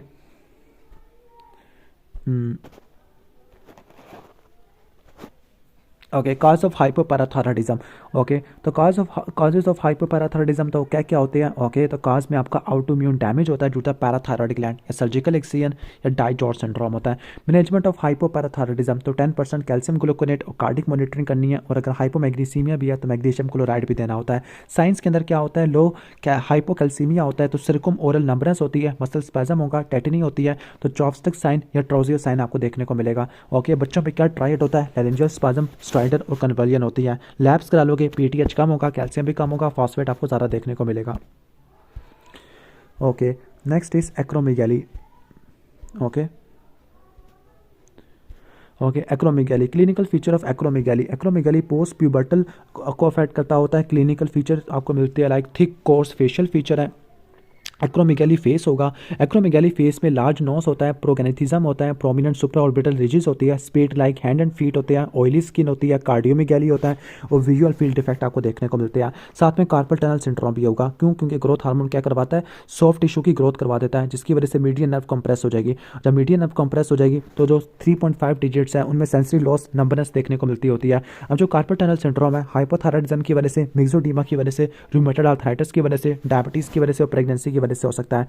ओके, अब सेकेंडरी डायबिटीज मेलाइटिस भी हो सकती है एक्रोमेगाली की वजह से। ग्रोथ हार्मोन हाइपरग्लाइसीमिया करवाता है और लॉन्ग टर्म हाइपरग्लाइसीमिया की वजह से सेकेंडरी डायबिटीज हो सकती है। इसके अलावा बाई टेम्पोरल हेमिनोपिया भी हो जाएगा। ओके, और अगर ग्रोथ हार्मोन बच्चों में ज़्यादा होता है उसको जाइजेंटिज्म कहते हैं, अडल्ट में ज़्यादा होता है इसको एक्रोमेगाली कहते हैं।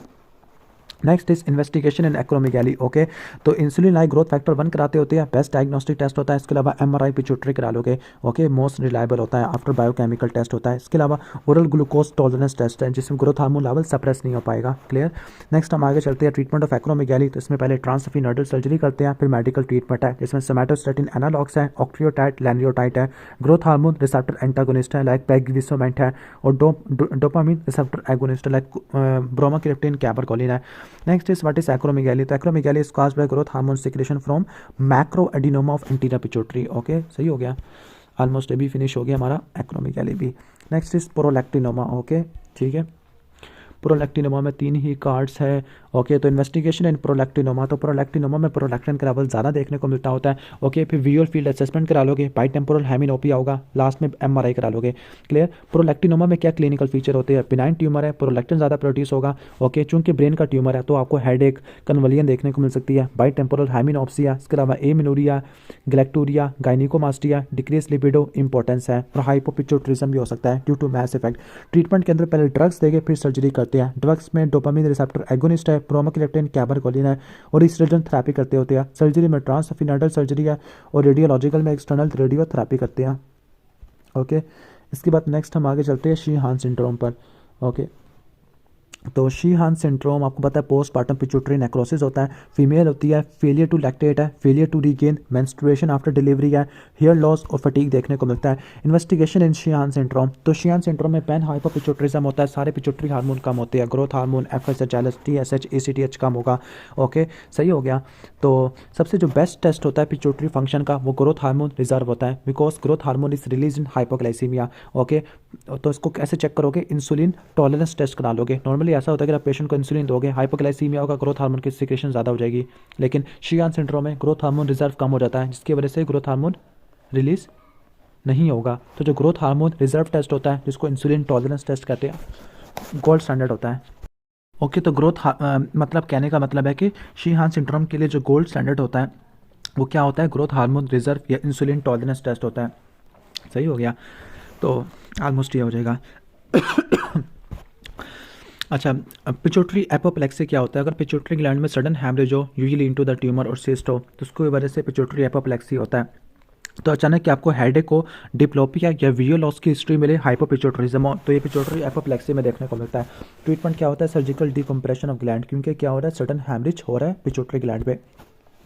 ट्रीटमेंट ऑफ शीयान सिंड्रोम, तो शीयान सिंड्रोम में आपने हैमरेज को वॉल्यूम रिप्लेसमेंट करनी होती है, हैमरेज को कंट्रोल करना है, आईवी फ्लूइड देने हैं, और जो आपकी डेफिशिएंट हार्मोन है आपने उसकी एडमिनिस्ट्रेशन करनी होती है। वो कौन कौन से डेफिशिएंट हार्मोन है, ग्रोथ हार्मोन और प्रोलैक्टिनमा को छोड़ के ग्लूकोकॉर्टिकॉइड, लेवोथायरोक्सिन और ईस्ट्रोजन देनी होती है। ट्रीटमेंट ऑफ शीहान सिंड्रोम में तो हो गया आपका। ओके, बट इस शीहान सिंड्रोम ये पोस्टपार्टम पिट्यूटरी नेक्रोसिस होता है, क्योंकि पिट्यूटरी का साइज काफ़ी ज़्यादा हो सकता है। पिट्यूटरी में ही पिट्यूटरी का साइज, सॉरी, प्रेगनेंसी में पिट्यूटरी का साइज ज़्यादा हो जाता है और पोस्टपार्टम पिट्यूटरी नेक्रोसिस आपको देखने को मिलती है। पिट्यूटरी हार्मोन की डेफिशिएंसी होती है। सबसे इंपॉर्टेंट साइन मिलता है failure of lactation, loss of prolactin, इसके अलावा एफएसएच एलएच नहीं होगा, तो लॉस ऑफ प्यूबिक हेयर होगा, फेलियर टू रिगेन मेंस्ट्रुएशन होगी। ओके, ये भी हो गया अच्छे से। इसके बाद हाइपरथायराइडिज्म और हाइपरथायराइडिज्म है, फिर हम इसको फिनिश करते हैं एंडो को।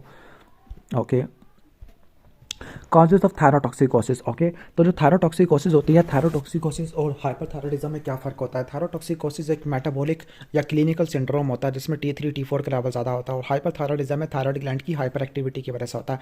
जो थायरोटॉक्सिकोसिस होती है ना, ओके, कुछ ये हाइपरथायराइडिज्म से एसोसिएटेड होती है या विदाउट हाइपरथायराइडिज्म। विद हाइपरथायराइडिज्म में ग्रीविस डिजीज है, मल्टीनोडुलर गोइटर है, टॉक्सिक एडिनोमा है, कैंसर है, या iodine induce hyperthyroidism, this is called Jod Basedow effect है। ओके, और आयोडीन इंड्यूस हाइपोथायराइडिज्म जो कि मेट्रियन की वजह से होती है, इसको बोलते हैं हम, ओके, वुल्फ चाइकोफ इफेक्ट होता है। अब thyrotoxicosis not associated with hyperthyroidism, तो इसमें सब एक्यूट ग्रैनुलोमेटस थायराइडाइटिस है जिसको डी क्विरवेन बोलते हैं, सब एक्यूट लिम्फोसिटिक थायराइडाइटिस है, ओवेरियन टेराटोमा है या फैक्टिशियस है। Most common cause is Graves disease. Clinical feature of hyperthyroidism, तो जनरली आपको वेट लॉस देखने को मिलता है, हीट इंटॉलरेंस होती है, फटीग होती है, एपैथी होता है, ऑस्टियोपोरोसिस होता है, और साइंस में आपको वेट लॉस, गोइटर आपको देखने को मिलता है विद ब्रूई और लिम्फेडिनोपैथी देखने को मिलती होती है। जीआई में क्या होगा, डायरिया होगा, स्टेटोरिया होता है, वॉमिटिंग होती है। सीवीएस के अंदर आपको टकीकार्डिया देखने को मिलेगा, पाल्पिटेशन है, डिस्निया और एक्सर्शन है, एट्रियल फिब्रिलेशन, साइनस टकीकार्डिया और सिस्टोलिक हाइपरटेंशन है। हाइपरथायराइडिज्म में सिस्टोलिक हाइपरटेंशन होती है और हाइपोथायराइडिज्म में डायस्टोलिक हाइपरटेंशन होती है। न्यूरोमस्कुलर सिस्टम पर हाइपरथायराइडिज्म में क्या होगा, एंजाइटी होगी, इरिटेबिलिटी होगी, इमोशनल लैबिलिटी, साइकोसिस, ट्रेमर होगा, okay, hyperreflexia, tonus, clonus, proximal bulbar myopathy होगी। स्किन के अंदर sweating, pruritus, alopecia, palmar erythema, pretibial myxoedema होता है, थायराइड एक्रोपैची होती है, ओन्कोलाइसिस होती है, विटिलिगो होता है। रिप्रोडक्टिव ट्रैक में पता रट्टा मार लेना कि अगर T3 T4 ज़्यादा है तो मेंसेस कम आएंगे, ओलिगोमिनोरिया, और अगर T3 T4 ज़्यादा है तो फिर मेंसेस कम आएंगे, T3 T4 कम है तो हैवी मेंस्ट्रुअल ब्लीडिंग होती है। ओकुलर के अंदर आपको grittiness, red eyes, excessive lacrimation देखने को मिलती है, और आइज के साइन में lid lag, lid retraction, chemosis, exophthalmos, okay, periorbital oedema, ophthalmoplegia देखने को मिलता होता है। अब ग्रेविस डिजीज में hyperthyroidism plus ophthalmopathy plus dermopathy देखने को मिलती है। ओके, और जो other specific feature of Graves, female में, यंग एज में, थायराइड ब्रूई में, या थायराइड एक्रोपैथी जिसको क्लबिंग कहते होते हैं, क्लियर, ये कुछ स्पेसिफिक पॉइंट होते हैं, क्लबिंग फीमेल में होना, क्लियर, प्रीटिबियल मिक्सोडीमा, थायराइड के आइज के फाइंडिंग आपको देखने को मिलती है। जो डर्माटोलॉजिकल मैनिफेस्टेशन होती है उसको बोलती है प्रीटिबियल मिक्सोडीमा या इन्फिल्ट्रेटिव डर्मोपैथी। इन्वेस्टिगेशन एंड हाइपरथायराइडिज्म, तो क्या करवाएंगे, सबसे पहले आप T3 T4 TSH करा लोगे, वो आपको कम देखने को मिलेगा। ओके, T3 T4 करा लोगे, ज़्यादा का होगा। इसके अलावा रेडियो एक्टिव आयोडीन आप टेक करा लोगे, ज़्यादा होगी। और थायराइड स्पेसिफिक एंटीबॉडीज है, TSH रिसेप्टर एंटीबॉडी है। ECG कराओगे, साइनस टकीकार्डिया और एट्रियल फिब्रिलेशन है, investigation of choices TSH। Okay, labs in primary, central या सेकेंडरी और टर्शरी और सब क्लिनिकल। ओके, हाइपरथायराइडिज्म है तो तीनों में आपको T3 T4 ज़्यादा देखने को मिलेगा। प्राइमरी में आपको TSH का लेवल आपको कम देखने को मिलेगा, 0.5 से लेकर 5 होता है। सेकेंडरी में जो TSH का लेवल आपको ज़्यादा देखने को मिलता है, और सब क्लिनिकल में आपको TSH का लेवल कम देखने को मिलता है, लेकिन T3 T4 नॉर्मल होता है। Okay, management of Graves disease या हाइपरथायराइडिज्म, तो 3 तरह के मैनेजमेंट होती है, मेडिकल, सर्जिकल, रेडियोलॉजिकल। मेडिकल में एंटी थायराइड ड्रग है like propylthiouracil, carbimazole, methimazole, beta blocker. Surgery में सब टोटल थायराइडेक्टमी, और रेडियोलॉजिकल में अगर पेशेंट की एज 40 से ऊपर है। इसके बाद है सब क्लिनिकल हाइपरथायराइडिज्म कि अगर TSH अनडिटेक्टेबल है और T3 T4 अपर लिमिट के अंदर है, अपर नॉर्मल रेंज के अंदर है, तो उसको बोलते हैं हम सब क्लिनिकल यानी एसिम्प्टोमेटिक है। अगर किसी पेशेंट को मल्टी नोडुलर गोइटर और ओल्डर पेशेंट है, उसमें आपको देखने को मिलता है। क्लियर, सही है। और इसमें आपको एट्रियल फिब्रिलेशन और ऑस्टियोपोरोसिस के चांसेस भी देखने को मिलते हैं। क्यों? क्योंकि TSH काफ़ी ज़्यादा कम होता है, तो इस पेशेंट को आपने आयोडीन 131 भी देनी होती है। ओके, ठीक हो गया। इसके बाद थायराइड स्टॉर्म पे आ जाते हैं। थायराइड स्टॉर्म पे क्या होता है कि 10% मोर्टेलिटी होता है, इसमें हाई ग्रेड फीवर होता है, एजिटेशन है, कन्फ्यूजन है, टकीकार्डिया देखने को मिलता है। अब क्यों होगा? क्योंकि किसी की आपने इनएडिक्वेट प्रिपरेशन किया है सर्जरी के बाद। ओके, सही है। तो उस केस में आपको देखने को मिलता होता है। ट्रीटमेंट में आपने कार्बिमेजोल, प्रोपाइल, थायोरेसिल देना होता है, प्रोपेनोलोल देना होता है। इसके अलावा ल्यूगोल सोल्यूशन है। ओके, डायूरेटिक और डाइजोक्सिन आप वगैरह दे सकते हो। IV हाइड्रोकॉर्टिसोन है। Okay, what is the most important clinical consequence of hyperthyroidism? This is the atrial fibrillation. Absent P wave होती है, इरेगुलर पल्स होती है। एट्रियल फिब्रिलेशन की वजह से म्यूरल थ्रोम्बाई होगा, और जिसकी वजह से थ्रोम्बोएम्बोलिज्म हो जाएगी, और थ्रोम्बोएम्बोलिज्म की वजह से स्ट्रोक हो जाएगा। ओके, सही हो गया। तो क्या क्या कॉम्प्लिकेशन आपको देखने को मिल सकती है? एसोसिएटेड रिस्क एट्रियल फिब्रिलेशन की वजह से थ्रोम्बोएम्बोलिज्म होता है, जिसकी वजह से स्ट्रोक, MI या कंजेस्टिव हार्ट फेलियर आपको देखने को मिल सकता है। Okay, last is hypothyroidism. Okay, तो हाइपोथायराइडिज्म स्टार्ट करते हैं। तो इसमें 10 फ्लैश कार्ड, अभी इस वीडियो को खत्म करते हैं। Association of hypothyroidism. अब हाइपोथायराइडिज्म चूंकि हाशिमोटोस की वजह से होता है, और हाशिमोटोस ऑटोइम्यून है, तो एडिसन डिजीज, टाइप 1 डायबिटीज, सिलिक डिजीज, पर्नीशियस और माइसीनिया। Causes and types of hypothyroidism. Okay, most common cause of hypothyroidism is iodine deficiency, लेकिन अगर आयोडीन सफिशिएंट है तो हाशिमोटोज आ जाएगा। ओके, सारे कॉज लिखे हुए। ऑटोइम्यून में हाशिमोटोज है, रेडियोएक्टिव आयोडीन थेरेपी है, आयोडीन की डेफिशिएंसी है, या सर्जिकल रिमूवल ऑफ ग्लैंड्स है। अब what are the clinical feature of hypothyroidism? Female में देखने को मिलता है हाइपोथायराइडिज्म। वेट गेन होता है, कोल्ड इंटॉलरेंस होता है, सोमनीलेंस है, हॉर्सनेस ऑफ वॉइस होती है, weight gain, hoarseness, macrocytosis, anaemia देखने को मिलता है। GIT में क्या होगा? GIT में कॉन्स्टिपेशन और एसाइटिस देखने को मिलेगी। CVS में ब्रेडिकार्डिया, डायस्टोलिक हाइपरटेंशन है, पेरिकार्डियल या प्लूरल विजन होती है। न्यूरोमस्कुलर में कार्पल टनल सिंड्रोम है, साइकोसिस होती है, डिप्रेशन होता है, डिलेड रिलैक्सेशन ऑफ रिफ्लेक्सेस है, this is called Woltman sign. Dermatology में dry skin, dry hair, alopecia होता है, मिक्सोडीमा होता है, मैलर फ्लश होता है, विटिलिगो होता है। रिप्रोडक्टिव ट्रैक में गैलेक्टोरिया, हैवी मेंस्ट्रुअल ब्लीडिंग, ये आपको देखने को मिलती है। ओके, कहाँ में चला गया? ऑलमोस्ट ये हो जाएगा। ओके, अच्छा। Hypothyroidism in adult is also called myxoedema, and जो पेशेंट होता है present with oedema around eyes and face है हाइपोथायराइडिज्म। अगर बच्चों में हो तो क्रिटिनिज्म कहते हैं, डिलेड एंकल जर्क को वुल्टमैन साइन कहते हैं। ये सारी साइंस मैं ऑलरेडी एक्सप्लेन कर चुका हूँ। ओके, फिजिकल साइंस क्या क्या होते हैं? गोइटर होता है, वेट गेन होता है, पैलर होता है, नॉन पिटिंग एडीमा होता है जिसको मिक्सोडीमा कहते हैं, पेरी और बैटल पफिनस होती है। ओके, ड्राई फ्लेकिंग स्किन है, वुल्टमैन साइन है, ब्रेडिकार्डिया, एलोपेशिया होता है। बट आता कॉम्प्लिकेशन ऑफ मिक्सोडीमा। मिक्सोडीमा की वजह से कोमा हो सकता है, मिक्सोडीमा की वजह से बंदा पागल हो सकता है, मैडनेस हो सकती है, न्यूरोपैथी हो सकती है, कार्डियक एब्नॉर्मैलिटीज या डिप्रेशन हो सकता है। इफेक्ट ऑफ मिड्रियोन ऑन थायराइड। ओके, ठीक है। अब मिड्रियोन में काफ़ी सारा आयोडीन होता है। अब ये हाइपोथायराइडिज्म या हाइपरथायराइडिज्म करवा सकता है। ओके, सही है। अगर ये कहने का मतलब है कि अगर हाइपोथायराइडिज्म करवा देता है तो उसको बोलते हैं वुल्फ चाइकोफ होता है। ओके, और ये थायरोटॉक्सिकोसिस भी करा सकता है 2 रास्तों के जरिए। ओके, सही हो गया। ओके, पहले तो ये बता रहा है कि आयोडीन की ट्रैपिंग के जरिए ये हाइपोथायराइडिज्म करा देगा। दूसरा ये कि इंक्रीज आयोडीन होगी, इंक्रीज आयोडीन के जरिए या थायरोडाइटिस के जरिए। इस इफेक्ट को बोलते हैं Jod Basedow effect. Investigation and hypothyroidism, one second TSH करा लोगे, फिर T3 T4 करा लोगे, TSH ज़्यादा होगा और T3 T4 कम देखने को मिलेगा। हाशिमोटोस में एंटी थायरोग्लोबुलिन और एंटी थायराइड पेरोक्सिडेस एंटीबॉडी होती है। इसके अलावा थायराइड स्कैन, FNAC करा लोगे, ECG करा लोगे, साइनस ब्रेडिकार्डिया होगा, TVF की एब्नॉर्मैलिटीज होती है, एक्सरे चेस्ट करा लोगे, इन लार्ज कार्डिक शैडो देखने को मिलता होता है। Specific antibody in Hashimoto's is anti TPO, anti thyroglobulin है। ग्रेविस में थायराइड स्टिमुलेटिंग इम्यूनोग्लोबुलिन्स होती है। Okay, labs in primary central, तो जो हाइपोथायराइडिज्म होता है इसमें T3 T4 कम होता है, प्राइमरी में TSH ज़्यादा होगा, सेकेंडरी में TSH कम होगा और सब क्लिनिकल में TSH कम होगा, लेकिन T3 T4 नॉर्मल हो गए। मैनेजमेंट ऑफ हाइपोथायराइडिज्म, तो लिवोथायरोक्सिन देनी होती है लो डोज में।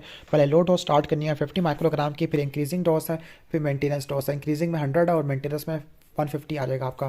क्लियर, सही हो गया। डोज की एडजस्टमेंट क्या करनी होती है, empty stomach with the water लेना है, डोज को डिक्रीज करना है। एल्डरली में या ग्रेवियस डिजीज वाले पेशेंट में और डोज को बढ़ाना होता है। अगर किसी को सीवियर हाइपोथायराइडिज्म है, मेल अब्जॉर्प्शन है, या कोई सर्जिकल या आयोडीन मिड एब्लेशन है ग्रेविस डिजीज़ का, और मॉनिटरिंग में रट्टा मार लेना। TF2 को अपने हर 1 से लेकर 2 साल बाद देखना होता है। ट्रीटमेंट की एडिक्वेसी को चेक करना है, बाई क्लिनिकल असेसमेंट है, और कंप्लीट सप्रेशन ऑफ TSH को अवॉइड करना है, अदरवाइज एट्रियल फिब्रिलेशन या ऑस्टियोपोरोसिस हो जाएगा। मिक्सोडीमा कोमा क्या होता है, रेयर कॉम्प्लिकेशन होती है मिक्सोडीमा की, जिसमें डिप्रेस कॉन्शियसनेस होती है एल्डरली पेशेंट में। ओके, मोर्टेलिटी रेट भी ज़्यादा होता है। फीचर्स क्या होते हैं, बेहोश होता है, कन्फ्यूजन होती है, हाइपोथर्मिया, हाइपोवेंटिलेशन, हाइपोग्लाइसीमिया देखने को मिलता होता है, ब्रेडिकार्डिया होता है। लॉन्ग स्टैंडिंग हाइपोथायराइडिज्म की वजह से इन्फेक्शन, सर्जरी, ट्रॉमा या MI की वजह से होता है। ट्रीटमेंट में IV T3 या T4, IV हाइड्रोकोर्टिसोन या IV फ्लूइड देते होते हैं। Mainly T3, IV steroid, IV fluids और मैकेनिकल वेंटिलेशन है। ओके, सब क्लिनिकल हाइपोथायराइडिज्म TS से ज़्यादा होता है, T3 T4 lower normal range के अंदर होते हैं। Okay, progression to overt thyroid failure हो सकता है। अगर कोई थायराइड प्रोक्साइटिस एंटीबॉडी भी है तो इसको आपने लिवोथायरोक्सिन से ठीक करना होता है। Bismillahirrahmanirrahim. Today's topic of discussion is psychiatry rapid revision from Davidson notes. तो स्टार्ट करते हैं। सबसे पहला है कुछ इंपॉर्टेंट टर्मिनोलॉजी वगैरह को देख लेते होते हैं। Clear, lack of ability to express player, कि पहले जिन एक्टिविटीज़ में मज़ा आता था अब उसमें मज़ा नहीं आता, तो इसको बोलते हैं एनीडोनिया, और एनीडोनिया आपको डिप्रेशन में देखने को मिलता होता है। क्लियर, ठीक हो गया। ओके, इसके अलावा आपको जो एंजाइटी है वो थायरोटॉक्सिकोसिस में देखने को मिलती है। डिप्रेस मूड है। ओके, अब जो डिप्रेस मूड होता है अगर सीवियर हो तो ये डिप्रेशन होता है, और अगर ये कहने का मतलब है किसी स्ट्रेसर की वजह से हो, मैल अडाप्टेशन हो, तो उसको बोलते हैं एडजस्टमेंट डिसऑर्डर है। इसके बाद जो एलिवेटेड मूड है, खुशी है, ये आपको मेनिया में देखने को मिलती है, या बहुत ज़्यादा खुशी साइकोटिक डिसऑर्डर में देखने को मिलती है। और साइकोटिक डिसऑर्डर में डिल्यूजन ऑफ ग्रैंडियोसिटी भी देखने को मिलता है, और जो ग्रैंडियोसिटी है बाइपोलर में भी देखने को मिलती है, और अल्कोहल मिसयूज में भी देखने को मिलती है। मेडिकली अनएक्सप्लेनेबल सिम्टम बता रहे हैं। ओके, जिसका साइकेट्रिक क्लिनिकल डायग्नोस बनाना होता है। अगर किसी कोई पेशेंट को फेयर है किसी डिजीज़ का कि उसको कोविड है या HIV है, तो ये हाइपोकॉन्ड्रियोसिस होता है। सोमेटाइजेशन में मल्टीपल अनएक्सप्लेनेबल सिम्टम होते हैं। कन्वर्जन में क्या होता है, न्यूरोलॉजिकल डिसफंक्शन होता है, like dissociative blindness, dissociative amnesia. Body dysmorphic में उसको बॉडी पार्ट्स अपने पसंद नहीं आते होते, कहती है कि फीमेल कहती है कि मैं बदसूरत लग रही हो। डिल्यूजन क्या होता है, फॉल्स फिक्स्ड बिलीफ होता है जो कि सोशियो कल्चरल बैकग्राउंड से अवे मूव होता है। लाइक डिल्यूजन ऑफ परसिक्यूशन के अंदर बंदा ये कहता है कि कोई मुझे मारना चाह रहा है। हाइपोकॉन्ड्रिकल कहता है कि मुझे कोई कैंसर है। ग्रैंडियोसिटी में है कि मैं सुपीरियर हूँ, मैं बादशाह हूँ। निहिलिस्टिक में कहता है कि मैं मर चुका हूँ या मेरा कोई बॉडी पार्ट मिसिंग है। इसके बाद हेलुसिनेशन है। हेलुसिनेशन है perception without any stimulus. Auditory hallucination schizophrenia में होती है। विजुअल या टेस्ट, विजुअल वाली आपको डिलीरियम में देखने को मिलती है, और टैक्टाइल वाली कोकीन वाले में देखने को मिलती है। ओल्फैक्टरी आपको टेम्पोरल ऑफ एपिलेप्सी में देखने को मिलती होती है। क्लियर, मोस्ट कॉमन ऑडिटरी होती है, शिजोफ्रेनिया में देखने को मिलती है। इल्यूजन में मिस परसेप्शन ऑफ स्टिमुलस होता है, लाइक कोई रस्सी होती है उसको सांप नजर आ रहा होता है। इसके बाद क्या है हमारा, ओके, कन्फ्यूजन। कन्फ्यूजन क्या होता है, डिस्टर्ब परसेप्शन, बिलीफ होता है। ओके, ठीक है, बिलीफ ओके, तो उसके डिफरेंशियल में आपने जो एक्यूट कन्फ्यूजन के जो होते हैं ना, डिलीरियम, डिमेंशिया, डिप्रेशन, ये 3D रट्टा मार लेना जिनमें कन्फ्यूजन हो सकता है, डिप्रेशन, डिलीरियम और डिमेंशिया। इसके बाद साइकेट्रिक डिसऑर्डर आ रहा है, स्ट्रेस रिलेटेड डिसऑर्डर है। ओके, अगर किसी को कोई स्ट्रेस दिया गया है, ओके, स्ट्रेसर अप्लाई करने के बाद ओके साइकेट्रिक इलनेस हो गया, उसको बोलते हैं एक्यूट स्ट्रेस डिसऑर्डर। ठीक हो गया, और इसका जो ड्यूरेशन होता है 1 महीने से कम का होता है। एडजस्टमेंट में क्या होता है, कोई बंदा किसी इमोशनल ट्रॉमे से एडजस्ट नहीं कर पाया, तो इसमें एग्रेसिव बिहेवियर होता है, सैडनेस होता है, लाइक किसी को डेथ हो गया, ब्रेकअप हो गया, बंदा बैठा बैठा रो पड़ता है। ट्रीटमेंट में बेंजोडाइजेपिन है। पोस्ट ट्रॉमेटिक स्ट्रेस डिसऑर्डर में क्या होता है, कोई कहने का मतलब है कोई वायलेंट डेथ विटनेस किया है, उसको उस वायलेंट डेथ से रिलेटेड फ्लैशबैक आ रहे हैं, ड्रीम्स आ रहे हैं, और ये बार बार आता होता है। 1 महीने से ज़्यादा का ड्यूरेशन होता है। इसमें इमोशनल कैथारसिस करनी होती है, एंटी डिप्रेसेंट, CBT या EMDR करना होता है। क्लियर, अब इसके बाद एंजाइटी डिसऑर्डर आ जाते हैं। एंजाइटी डिसऑर्डर 3 तरह के होते हैं, फोबिक, पैनिक और जनरलाइज। जो फोबिक होते हैं इसमें आपको क्या देखने को मिलता है, फोबिक में किसी स्पेसिफिक चीज़ का फोबिया देखने को मिलता है, और अगर आपको किसी ओपन प्लेस का फोबिया हो तो उसको एगैरोफोबिया कहते होते हैं। क्लियर, कहने का मतलब है क्राउडेड प्लेस का हो तो उसको एगैरोफोबिया कहते होते हैं। fear of going alone or in crowded place, panic में पैनिक अटैक्स आते हैं, like heart attacks, like symptom chest pain, palpitation, tachycardia, okay, sweating है, ओके, जनरलाइज एंजाइटी डिसऑर्डर में क्रॉनिक अनकंट्रोलेबल वरी होती है, ओके, बहुत ज़्यादा टेंशन होती है छोटी छोटी चीज़ों पर। ट्रीटमेंट में रीअश्योरेंस होता है, ग्रेडेड एक्सपोजर करना होता है, बाकी सीबीटी, बेंजोडाइजेपिन, प्रोपेनोलोल और एंटी डिप्रेसेंट देना होता है। नेक्स्ट है ओसीडी। ओसीडी में ऑब्सेसिव थॉट्स आती है जो कि रिकरेंट होती है, उसकी वजह से रिपीटेड बिहेवियर होता है, लाइक बार बार हाथ धोना, तो इसमें आपने एंटी डिप्रेसेंट और सीबीटी इस्तेमाल करना होता है। नेक्स्ट है मूड डिसऑर्डर। मूड डिसऑर्डर में यूनिपोलर मेजर डिप्रेशन है जिसमें मूड डिक्रीज होता है, बाईपोलर में आपको मूड एलिवेटेड होता है, फिर डिप्रेशन होता है, डिसथीमिया में सिर्फ मूड डिप्रेस होता है, साथ एसोसिएटेड सिम्टम नहीं होते, okay, clinically significant major depression है। अच्छा, डिप्रेशन में ट्रायड होता है कि आई एम यूजलेस है, द वर्ल्ड इज यूजलेस है, ओके, फ्यूचर इज होपलेस है, ओके, ठीक है, useless, hopeless, worthless, okay, useless, hopeless, worthless, okay, या ठीक है, ऑलमोस्ट ये हो जाएगा, okay. Major cause of suicide और सेल्फ हार्म, ये आपका डिप्रेशन होता है, ओके। जो आपके मोनोमीन होते हैं ना, न्यूरो ट्रांसमीटर, नोरापिनेफ्रिन, सेरोटोनिन, उनके इम्बैलेंस की वजह से होता है। ट्रीटमेंट में आपने ट्राइसाइक्लिक एंटी डिप्रेसेंट है और एसएसआरआई है, एंटी डिप्रेसेंट इस्तेमाल करनी है, सीबीटी है, इंटरपर्सनल थेरेपी है। नेक्स्ट है बाइपोलर डिजीज, स्ट्रॉन्गली हेरिटेबल होता है, इसमें मूड एलिवेट होगा फिर डिप्रेस हो जाएगा, एलिवेट होगा डिप्रेस हो जाएगा। टाइप 1 में मेनिया, हाइपोमेनिया और डिप्रेशन होती है, टाइप 2 में हाइपोमेनिया और डिप्रेशन आपको देखने को मिलती है। शीजोफ्रेनिया और साथ मूड डिसऑर्डर आ गया तो शीजो अफेक्टिव आ गया, ओके। और मेनिया के लिए जो ड्रग और चॉइस होती है वो लिथियम होती है, लिथियम के साथ टीसीए देना होता है, और अगर डिप्रेशन हो रहा है तो आपने एंटी डिप्रेशन देना और साथ में मूड स्टेबलाइजर देना है, लाइक ओलेंजापिन, रिस्पेरिडोन, एंटी कन्वल्सेंट, लाइक आप लैमोट्रिजिन वगैरह ऐड कर लोगे, सोडियम वैल्प्रोइक एसिड इस्तेमाल कर लोगे। इसके बाद हम नेक्स्ट आगे चलते हैं, एंटी साइकोटिक आप मेनिया में इस्तेमाल करते हैं। अच्छा, सोमैटोफॉर्म डिसऑर्डर क्या होती है? सेप्टम का पता नहीं चलता, एक्सेसिव कंसर्न्स अबाउट हेल्थ है। सोमेटाइजेशन में मल्टीपल अनएक्सप्लेनेबल सेप्टम होते हैं जिसको ब्रिकवर्ड सिंड्रोम कहते हैं। हाइपोकॉन्ड्रिकल डिसऑर्डर में क्या होते हैं? सिम्टम्स नहीं होते लेकिन पेशेंट को यह है कि उसको कोई पार्टिकुलर डिजीज है, लाइक कोई कोविड है, ओके, इसके लिए अपनी सीबीटी एंटी साइकोटिक देना होता है। बॉडी डिस्मॉर्फिक में बुरी शक्ल होती है। क्रोनिक फटीग सिंड्रोम में क्या होता है कि ज़रा सा काम करने के बाद ना मेंटल या फिजिकल एक्सर्शन के मतलब फटीग हो जाती है ज़रा सी एक्सर्शन के बाद, तो ये आपको इन्फेक्शस मोनोन्यूक्लियोसिस, इन्फ्लुएंजा और हेपेटाइटिस के बाद देखने को मिलता होता है। इन सब का मैनेजमेंट सीबीटी होता है। नेक्स्ट है dissociative conversion disorder, okay. Dissociative conversion disorder में क्या होता है? डिसोसिएटिव कन्वर्जन में न्यूरोलॉजिकल डिसफंक्शन देखने को मिलता होता है, लाइक डिसोसिएटिव एमनीजिया, ब्लाइंडनेस वगैरह देखने को मिलती है। इसमें चाइल्ड अब्यूज़ की हिस्ट्री होती है। ट्रीटमेंट में वंस अगेन सीबीटी और एंटी डिप्रेसेंट आ जाता होता है। और जो जनरल मैनेजमेंट होता है तमाम मेडिकली अनएक्सप्लेनेबल सिम्टम है, एक्सप्लेनेशन करनी है, एडवाइस देनी है, ड्रग्स देनी है, सीबीटी है, क्लियर। और नेक्स्ट है फैक्टिशियस डिसऑर्डर है जिसमें पेशेंट ना खुद ब खुद अपने साइंस को कंट्रोल कर रहा होता है टू ऑब्टेन मेडिकल केयर है। मुनचेसन सिंड्रोम इसका सीवियर क्रॉनिक फॉर्म होता है जिसमें पेशेंट ओल्डर होता है, ठीक हो गया, बहुत सारे हॉस्पिटल में जाता है विद द सेम कंप्लेन है और बहुत सारी इन्वेस्टिगेशन करा देता है। मिलिंगरिंग में क्या होता है कि जानबूझ के सिम्टम और साइंस बना रहा होता है, okay, like putting finger in mouth to induce vomiting है, अपने हाथों पर कट्स लगा लेना एक्सेट्रा। शिजोफ्रीनिया में क्या होता है कि शिजोफ्रीनिया में डिलूजन, हैलुसिनेशन और लैक ऑफ अवेयरनेस या लैक ऑफ इंसाइट होता है। स्ट्रॉन्ग जेनेटिक डिस्पोजिशन होता है, स्टिमुलेंट कैनबिस इंडिका की वजह से भी देखने को मिल सकता है। एक्यूट शिजोफ्रीनिया में delusion, hallucination, auditory hallucination, broadcasting of thought, controlled feeling, action, emotions और डिलूजन देखने को मिलते हैं। जो क्रॉनिक शिजोफ्रीनिया इसमें PCP-A3 होता है, P से पुअर सेल्फ केयर, C से कैटाटोनिया, B से ब्लंटेड अफेक्ट है, 3A होती है एलोजिया, एवोल्यूशन, ऑटिज्म, ओके। इसके बाद नेक्स्ट हम आगे चलते हैं, ओके। कैटाटोनिया में ऑकवर्ड पोस्चर होता है, क्लियर। और delirium can cause schizophrenia. Treatment में एंटीसाइकोटिक वगैरह इस्तेमाल करते हैं। साइड इफेक्ट में आपके एक्स्ट्रा पिरामिडल में पार्किंसन, एकैथीसिया, ओके, टार्डिव डिस्काइनेसिया और डिस्टोनिया देखने को मिलता है। जो टिपिकल होती है एंटीसाइकोटिक, इसमें आपकी क्लोप्रोमाजिन और हैलोपेरिडोल है। और एटिपिकल के अंदर कौन कौन सी होती है? ओके, ओलेंजापिन, क्लोजापिन, रिस्पेरिडोन वगैरह आ जाती होती है। न्यूरोलेप्टिक मैलिग्नेंट सिंड्रोम में फीवर, रिजिडिटी, ट्राइमर्स आपको देखने को मिलते हैं। लैब्स में कैरेटिन, फास्फोकाइनेस और ल्यूकोसाइटोसिस के लेवल ज़्यादा होता है। ड्रग्स को छुड़वाना है, हाइड्रेशन को मेंटेन करना है, फीवर को कंट्रोल करना है और डेंट्रोलिन और ब्रोमोक्रिप्टिन देनी होती है। नेक्स्ट है डिमेंशिया। डिमेंशिया में कॉग्निटिव इंपेयरमेंट देखने को मिलती है, इरिवर्सिबल होता है, जबकि डिलीरियम रिवर्सिबल होता है। डिमेंशिया ग्रेजुअल होता है, डिलीरियम सडन होता है। कॉजेस में अल्जाइमर डिमेंशिया, फ्रंटोटेम्पोरल डिमेंशिया होता है, लुई बॉडी डिमेंशिया आपको देखने को मिलता होता है, क्लियर। न्यूरो साइकोलॉजिकल असेसमेंट वगैरह करनी होती है, सीटी स्कैन करा लोगे, सीबीसी वगैरह करा लोगे। अगर अल्जाइमर डिजीज है तो आपने एंटीकोलिनेस्टरेज इनहिबिटर और मेमेंटिन देना है। फ्रंटोटेम्पोरल डिमेंशिया जिसको पिक डिजीज कहते हैं, इसमें टाउ प्रोटीन होती है। अल्जाइमर में यूबिक्विटिन प्रोटीन होती है। इसके अलावा सिनाल प्लाक होते हैं, न्यूरोफिब्रिलरी टैंगल्स होते हैं। लुई बॉडी में अल्फा सी न्यूक्लियन बॉडी देखने को मिलती है।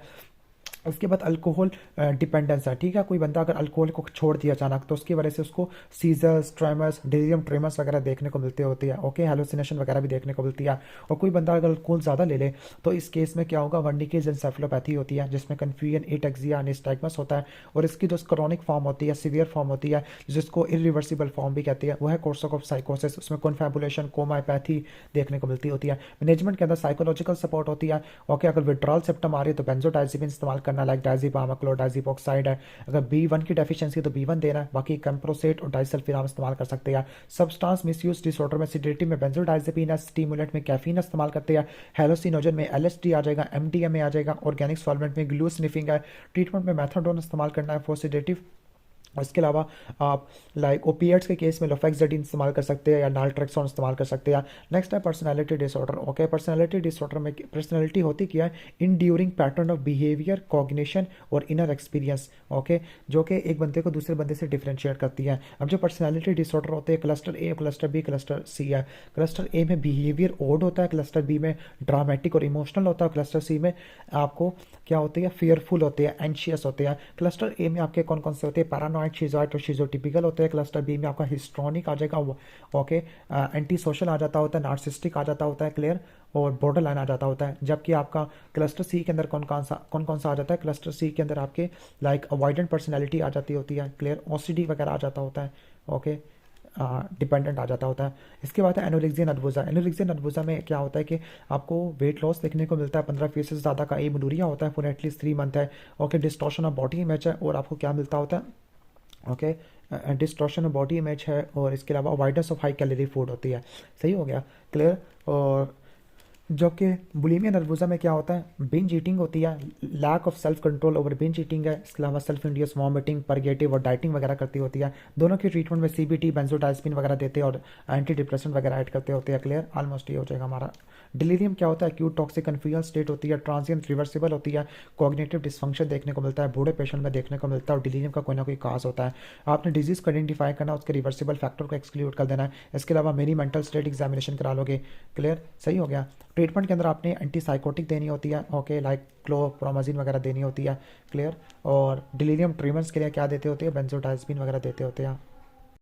Bismillahirrahmanirrahim. Today's topic of discussion is psychiatry rapid revision from Davidson notes. तो स्टार्ट करते हैं।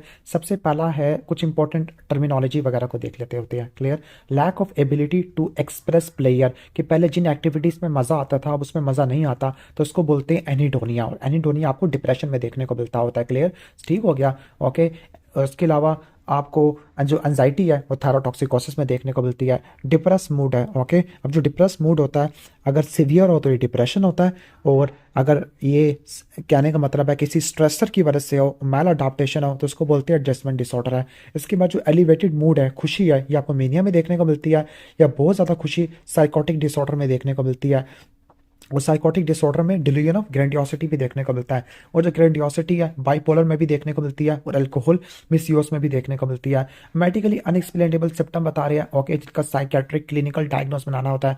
अगर किसी कोई पेशेंट को फेयर है किसी डिजीज का कि उसको कोविड है या HIV है, तो ये हाइपोकॉन्ड्रियोसिस होता है। सोमेटाइजेशन में मल्टीपल अनएक्सप्लेनेबल सिम्टम होते हैं। कन्वर्जन में क्या होता है, न्यूरोलॉजिकल डिसफंक्शन होता है, like dissociative blindness, dissociative amnesia. Body dysmorphic में उसको बॉडी पार्ट्स अपने पसंद नहीं आते होते, कहती है कि फीमेल कहती है कि मैं बदसूरत लग रही हूँ। डिल्यूजन क्या होता है, फॉल्स फिक्स्ड बिलीफ होता है जो कि सोशियो कल्चरल बैकग्राउंड से अवे मूव होता है। लाइक डिल्यूजन ऑफ परसिक्यूशन के अंदर बंदा ये कहता है कि कोई मुझे मारना चाह रहा है। हाइपोकॉन्ड्रिकल कहता है कि मुझे कोई कैंसर है। ग्रैंडियोसिटी में है कि मैं सुपीरियर हूँ, मैं बादशाह हूँ। निहिलिस्टिक में कहता है कि मैं मर चुका हूँ या मेरा कोई बॉडी पार्ट मिसिंग है। इसके बाद हेलुसिनेशन है। हेलुसिनेशन है perception without any stimulus. Auditory hallucination schizophrenia में होती है। विजुअल या टेस्ट विजुअल वाली आपको डिलीरियम में देखने को मिलती है, और टैक्टाइल वाली कोकीन वाले में देखने को मिलती है। ओल्फैक्टरी आपको टेम्पोरल ऑफ एपिलेप्सी में देखने को मिलती होती है, क्लियर। मोस्ट कॉमन ऑडिटरी होती है, शिज़ोफ्रेनिया में देखने को मिलती है। इल्यूजन में मिस परसेप्शन ऑफ स्टिमुलस होता है, लाइक कोई रस्सी होती है उसको सांप नजर आ रहा होता है। इसके बाद क्या है हमारा, ओके, कन्फ्यूजन, कन्फ्यूजन क्या होता है? डिस्टर्ब परसेप्शन, बिलीफ होता है, ओके ठीक है, बिलीफ ओके। तो उसके डिफरेंशियल में आपने जो एक्यूट कन्फ्यूजन के जो होते हैं ना, डिलीरियम, डिमेंशिया, डिप्रेशन, ये तीन 3D रट्टा मार लेना जिनमें कन्फ्यूजन हो सकता है, डिप्रेशन, डिलीरियम और डिमेंशिया। इसके बाद साइकेट्रिक डिसऑर्डर आ रहा है, स्ट्रेस रिलेटेड डिसऑर्डर है, ओके। अगर किसी को कोई स्ट्रेस दिया गया है, ओके, स्ट्रेसर अप्लाई करने के बाद, ओके, साइकेट्रिक इलनेस हो गया, उसको बोलते हैं एक्यूट एक्यूट स्ट्रेस डिसऑर्डर, ठीक हो गया। और इसका जो ड्यूरेशन होता है 1 महीने से कम का होता है। एडजस्टमेंट में क्या होता है? कोई बंदा किसी इमोशनल ट्रॉमे से एडजस्ट नहीं कर पाया, तो इसमें एग्रेसिव बिहेवियर होता है, सैडनेस होता है, लाइक किसी को डेथ हो गया, ब्रेकअप हो गया, बंदा बैठा बैठा रो पड़ता है। ट्रीटमेंट में बेंजोडाइजेपिन है। पोस्ट ट्रॉमेटिक स्ट्रेस डिसऑर्डर में क्या होता है? कोई, कहने का मतलब है, कोई वायलेंट डेथ विटनेस किया है, उसको उस वायलेंट डेथ से रिलेटेड फ्लैशबैक आ रहे हैं, ड्रीम्स आ रहे हैं, और ये बार बार आता होता है। 1 महीने से ज़्यादा का ड्यूरेशन होता है। इसमें इमोशनल कैथारसिस करनी होती है, एंटी डिप्रेसेंट, सीबीटी या ईएमडीआर करना होता है, क्लियर। अब इसके बाद एंजाइटी डिसऑर्डर आ जाते हैं। एंजाइटी डिसऑर्डर 3 तरह के होती है, फोबिक, पैनिक और जनरलाइज। जो फोबिक होते हैं इसमें आपको क्या देखने को मिलता है? फोबिक में किसी स्पेसिफिक चीज़ का फोबिया देखने को मिलता है, और अगर आपको किसी ओपन प्लेस का फोबिया हो तो उसको एगैरोफोबिया कहते होते हैं, क्लियर। कहने का मतलब है क्राउडेड प्लेस का हो तो उसको एगैरोफोबिया कहते होते हैं। फियर ऑफ गोइंग अलोन और इन क्राउडेड प्लेस। पैनिक में पैनिक अटैक्स आते हैं, like heart attacks, like septum, chest pain, palpitation, tachycardia, okay, sweating है, ओके। जनरलाइज एंजाइटी डिसऑर्डर में क्रॉनिक अनकंट्रोलेबल वरी होती है, ओके, बहुत ज़्यादा टेंशन होती है छोटे छोटी चीज़ों पर। ट्रीटमेंट में रीअश्योरेंस होता है, ग्रेडेड एक्सपोजर करना होता है, बाकी सीबीटी, बेंजोडाइजेपिन, प्रोपेनोलोल और एंटी डिप्रेसेंट देना होता है। नेक्स्ट है ओसीडी। ओसीडी में ऑब्सेसिव थॉट्स आती है जो कि रिकरेंट होती है, उसकी वजह से रिपीटेड बिहेवियर होता है, लाइक बार बार हाथ धोना, तो इसमें आपने एंटी डिप्रेसेंट और सीबीटी इस्तेमाल करना होता है। नेक्स्ट है मूड डिसऑर्डर। मूड डिसऑर्डर में यूनिपोलर मेजर डिप्रेशन है जिसमें मूड डिक्रीज होता है। बाईपोलर में आपको मूड एलिवेटेड होता है, फिर डिप्रेशन होता है। डिसथीमिया में सिर्फ मूड डिप्रेस होता है, साथ एसोसिएटेड सिम्टम नहीं होते, okay. Clinically significant major depression है। अच्छा, डिप्रेशन में ट्रायड होता है कि आई एम यूजलेस है, द वर्ल्ड इज यूजलेस है, ओके, फ्यूचर इज होपलेस है, ओके ठीक है, useless, hopeless, worthless, okay, useless, hopeless, worthless, okay, या ठीक है, ऑलमोस्ट ये हो जाएगा, okay. Major cause of suicide और सेल्फ हार्म, ये आपका डिप्रेशन होता है, ओके। जो आपके मोनोमीन होते हैं ना, न्यूरो ट्रांसमीटर, नोरापिनेफ्रिन, सेरोटोनिन, उनके इम्बैलेंस की वजह से होता है। ट्रीटमेंट में आपने ट्राइसाइक्लिक एंटी डिप्रेसेंट है और एसएसआरआई है, एंटी डिप्रेसेंट इस्तेमाल करनी है, सीबीटी है, इंटरपर्सनल थेरेपी है। नेक्स्ट है बाइपोलर डिजीज। स्ट्रॉन्गली हेरिटेबल होता है, इसमें मूड एलिवेट होगा फिर डिप्रेस हो जाएगा, एलिवेट होगा डिप्रेस हो जाएगा। टाइप 1 में मेनिया, हाइपोमेनिया और डिप्रेशन होती है। टाइप 2 में हाइपोमेनिया और डिप्रेशन आपको देखने को मिलती है। शीजोफ्रेनिया और साथ मूड डिसऑर्डर आ गया तो शीजो अफेक्टिव आ गया, ओके। और मेनिया के लिए जो ड्रग और चॉइस होती है वो लिथियम होती है, लिथियम के साथ टीसीए देना होता है। और अगर डिप्रेशन हो रहा है तो आपने एंटी डिप्रेशन देना और साथ में मूड स्टेबलाइजर देना है, लाइक ओलेंजापिन, रिस्पेरिडोन, एंटी कन्वल्सेंट, लाइक आप लैमोट्रिजिन वगैरह ऐड कर लोगे, सोडियम वैल्प्रोइक एसिड इस्तेमाल कर लोगे। इसके बाद हम नेक्स्ट आगे चलते हैं, एंटी साइकोटिक आप मेनिया में इस्तेमाल करते हैं। अच्छा, सोमैटोफॉर्म डिसऑर्डर क्या होती है? सिम्टम का पता नहीं चलता, एक्सेसिव कंसर्न्स अबाउट हेल्थ है। सोमेटाइजेशन में मल्टीपल अनएक्सप्लेनेबल सिम्टम होते हैं जिसको ब्रिकवर्ड सिंड्रोम कहते हैं। हाइपोकॉन्ड्रिकल डिसऑर्डर में क्या होते हैं? सिम्टम्स नहीं होते लेकिन पेशेंट को यह है कि उसको कोई पार्टिकुलर डिजीज है, लाइक कोई कोविड है, ओके, इसके लिए अपनी सीबीटी एंटी साइकोटिक देना होता है। बॉडी डिस्मॉर्फिक में बुरी शक्ल होती है। क्रोनिक फटीग सिंड्रोम में क्या होता है कि ज़रा सा काम करने के बाद ना मेंटल या फिजिकल एक्सर्शन के मतलब फटीग हो जाती है ज़रा सी एक्सर्शन के बाद, तो ये आपको इन्फेक्शस मोनोन्यूक्लियोसिस, इन्फ्लुएंजा और हेपेटाइटिस के बाद देखने को मिलता होता है। इन सब का मैनेजमेंट सीबीटी होता है। नेक्स्ट है dissociative conversion disorder, okay. Dissociative conversion disorder में क्या होता है? डिसोसिएटिव कन्वर्जन में न्यूरोलॉजिकल डिसफंक्शन देखने को मिलता होता है, लाइक डिसोसिएटिव एमनीजिया, ब्लाइंडनेस वगैरह देखने को मिलती है। इसमें चाइल्ड अब्यूज की हिस्ट्री होती है। ट्रीटमेंट में वंस अगेन सीबीटी और एंटी डिप्रेसेंट आ जाता होता है। और जो जनरल मैनेजमेंट होता है, तमाम मेडिकली अनएक्सप्लेनेबल सिम्टम है, एक्सप्लेनेशन करनी है, एडवाइस देनी है, ड्रग्स देनी है, सीबीटी है, क्लियर। और नेक्स्ट है फैक्टिशियस डिसऑर्डर है जिसमें पेशेंट ना खुद ब खुद अपने साइंस को कंट्रोल कर रहा होता है टू ऑब्टेन मेडिकल केयर है। मुनचेसन सिंड्रोम इसका सीवियर क्रॉनिक फॉर्म होता है जिसमें पेशेंट ओल्डर होता है, ठीक हो गया, बहुत सारे हॉस्पिटल में जाता है विद द सेम कंप्लेन है और बहुत सारी इन्वेस्टिगेशन करा देता है। मिलिंगरिंग में क्या होता है कि जानबूझ के सिम्टम और साइंस बना रहा होता है, okay, like putting finger in mouth to induce vomiting है, या अपने हाथों पर कट्स लगा लेना एक्सेट्रा। शिजोफ्रीनिया में क्या होता है कि शिजोफ्रीनिया में डिल्यूजन, हैलुसिनेशन और लैक ऑफ अवेयरनेस या लैक ऑफ इंसाइट होता है। स्ट्रॉन्ग जेनेटिक डिस्पोजिशन होता है, स्टिमुलेंट कैनबिस इंडिका की वजह से भी देखने को मिल सकता है। एक्यूट शिजोफ्रीनिया में delusion, hallucination, auditory hallucination, broadcasting of thought, controlled feeling, action, emotions और डिल्यूजन देखने को मिलते हैं। जो क्रॉनिक शिजोफ्रीनिया इसमें PCP-A3 होता है, P से पुअर सेल्फ केयर, C से कैटाटोनिया, B से ब्लंटेड अफेक्ट है, 3A होती है एलोजी, एवोल्यूशन, ऑटिज्म। ओके। इसके बाद नेक्स्ट हम आगे चलते हैं। ओके, कैटाटोनिया में ऑकवर्ड पोस्चर होता है, क्लियर। और delirium can cause schizophrenia. Treatment में एंटीसाइकोटिक वगैरह इस्तेमाल करते हैं। साइड इफेक्ट में आपके एक्स्ट्रा पिरामिडल में पार्किंसन, एकैथीसिया, ओके, टार्डिव डिस्काइनेसिया और डिस्टोनिया देखने को मिलता है। जो एटिपिकल, जो टिपिकल होती है एंटीसाइकोटिक, इसमें आपकी क्लोप्रोमाजिन और हैलोपेरिडोल है। और एटिपिकल के अंदर कौन कौन सी होती है? ओके, ओलेंजापिन, क्लोजापिन, रिस्पेरिडोन वगैरह आ जाती होती है। न्यूरोलेप्टिन मलिग्नेंट सिंड्रोम में फीवर, रिजिडिटी, ट्राइमर्स आपको देखने को मिलते हैं। लैब्स में केराटिन, फास्फोकाइनेस और ल्यूकोसाइटोसिस के लेवल ज़्यादा होता है। ड्रग्स को छुड़वाना है, हाइड्रेशन को मेंटेन करना है, फीवर को कंट्रोल करना है और डेंट्रोलिन और ब्रोमोक्रिप्टिन देनी होती है। नेक्स्ट है डिमेंशिया। डिमेंशिया में कॉग्निटिव इंपेयरमेंट देखने को मिलती है, इरिवर्सिबल होता है, जबकि डिलीरियम रिवर्सिबल होता है। डिमेंशिया ग्रेजुअल होता है, डिलीरियम सडन होता है। कॉजेस में अल्जाइमर डिमेंशिया, फ्रंटोटेम्पोरल डिमेंशिया होता है, लुई बॉडी डिमेंशिया आपको देखने को मिलता होता है, क्लियर। न्यूरो साइकोलॉजिकल असेसमेंट वगैरह करनी होती है, सीटी स्कैन करा लोगे, सीबीसी वगैरह करा लोगे। अगर अल्जाइमर डिजीज है तो आपने एंटीकोलिनेस्टेरेस इनहिबिटर और मेमेंटिन देना है। फ्रंटोटेम्पोरल डिमेंशिया जिसको पिक डिजीज कहते हैं, इसमें टाउ प्रोटीन होती है। अल्जाइमर में यूबिक्विटिन प्रोटीन होती है। इसके अलावा सिनाल प्लाक होते हैं, न्यूरोफिब्रिलरी टैंगल्स होते हैं। लुई बॉडी में अल्फा सी न्यूक्लियन बॉडी देखने को मिलती है। उसके बाद अल्कोहल डिपेंडेंस है, ठीक है। कोई बंदा अगर अल्कोहल को छोड़ दिया अचानक तो उसकी वजह से उसको सीजर्स, ट्रेमर्स, डिलीरियम ट्रेमर्स वगैरह देखने को मिलते होती है। ओके, हेलुसिनेशन वगैरह भी देखने को मिलती है। और कोई बंदा अगर अल्कोहल ज़्यादा ले ले तो इस केस में क्या होगा? वर्निकेज एन्सेफेलोपैथी होती है, जिसमें कन्फ्यूजन, एटेक्सिया, निस्टैग्मस होता है। और इसकी जो क्रॉनिक फॉर्म होती है, सीवियर फॉर्म होती है, जिसको इरिवर्सिबल फॉर्म भी कहती है, वो है कोर्सोक साइकोसिस। उसमें कॉन्फैबुलेशन, कोमापैथी देखने को मिलती होती है। मैनेजमेंट के अंदर साइकोलॉजिकल सपोर्ट होती है। ओके, अगर विड्रॉल सिम्टम आ रही है तो बेंजोडाइजिपिन इस्तेमाल करना, लाइक डायजिपाम, क्लोडाइजिपोक्साइड है। अगर B1 की डेफिशिएंसी तो B1 देना है। बाकी कैम्प्रोसेट और डाइसल्फिराम इस्तेमाल कर सकते हैं। सब्सटेंस मिसयूज डिसऑर्डर में सिडेटिव में बेंजोडाइजिपिन है, स्टिमुलेंट में कैफीन इस्तेमाल करते हैं। हेलोसिनोजन में LSD आ जाएगा, MDMA आ जाएगा। ऑर्गेनिक सॉल्वेंट में ग्लू स्निफिंग है। ट्रीटमेंट में मेथाडोन इस्तेमाल करना है फॉर सिडेटिव। इसके अलावा आप लाइक ओपिएट्स के केस में लोफेक्साडिन इस्तेमाल कर सकते हैं या नाल्ट्रेक्सोन इस्तेमाल कर सकते हैं। नेक्स्ट है personality disorder. Okay, personality disorder में पर्सनालिटी होती क्या है? Enduring pattern of behaviour, cognition और इनर एक्सपीरियंस। ओके, जो कि एक बंदे को दूसरे बंदे से डिफरेंशिएट करती है। अब जो पर्सनालिटी डिसऑर्डर होते हैं, क्लस्टर ए, क्लस्टर बी, क्लस्टर सी है। क्लस्टर ए में बिहेवियर ओड होता है, क्लस्टर बी में ड्रामेटिक और इमोशनल होता है, क्लस्टर सी में आपको क्या होती है? फेयरफुल होते हैं, एंशियस होते हैं। क्लस्टर ए में आपके कौन कौन से होते हैं? पैरानॉइड, शिजोइड और शिजोटिपिकल होते हैं। क्लस्टर बी में आपका हिस्ट्रॉनिक आ जाएगा, ओके, एंटी सोशल आ जाता होता है, नार्सिस्टिक आ जाता होता है, क्लियर, और बॉर्डर लाइन आ जाता होता है। जबकि आपका क्लस्टर सी के अंदर कौन कौन सा आ जाता है? क्लस्टर सी के अंदर आपके लाइक अवॉइडेंट पर्सनैलिटी आ जाती होती है, क्लियर, OCD वगैरह आ जाता होता है, ओके, डिपेंडेंट आ जाता होता है। इसके बाद है एनोरेक्सिया नर्वोसा। एनोरेक्सिया नर्वोसा में क्या होता है कि आपको वेट लॉस देखने को मिलता है, 15% से ज़्यादा का एमनूरिया होता है फॉर एटलीस्ट 3 मंथ है। Okay, distortion of body image है। और आपको क्या मिलता होता है? Okay, distortion of body image है। और इसके अलावा avoidance of high calorie food होती है। सही हो गया, क्लियर।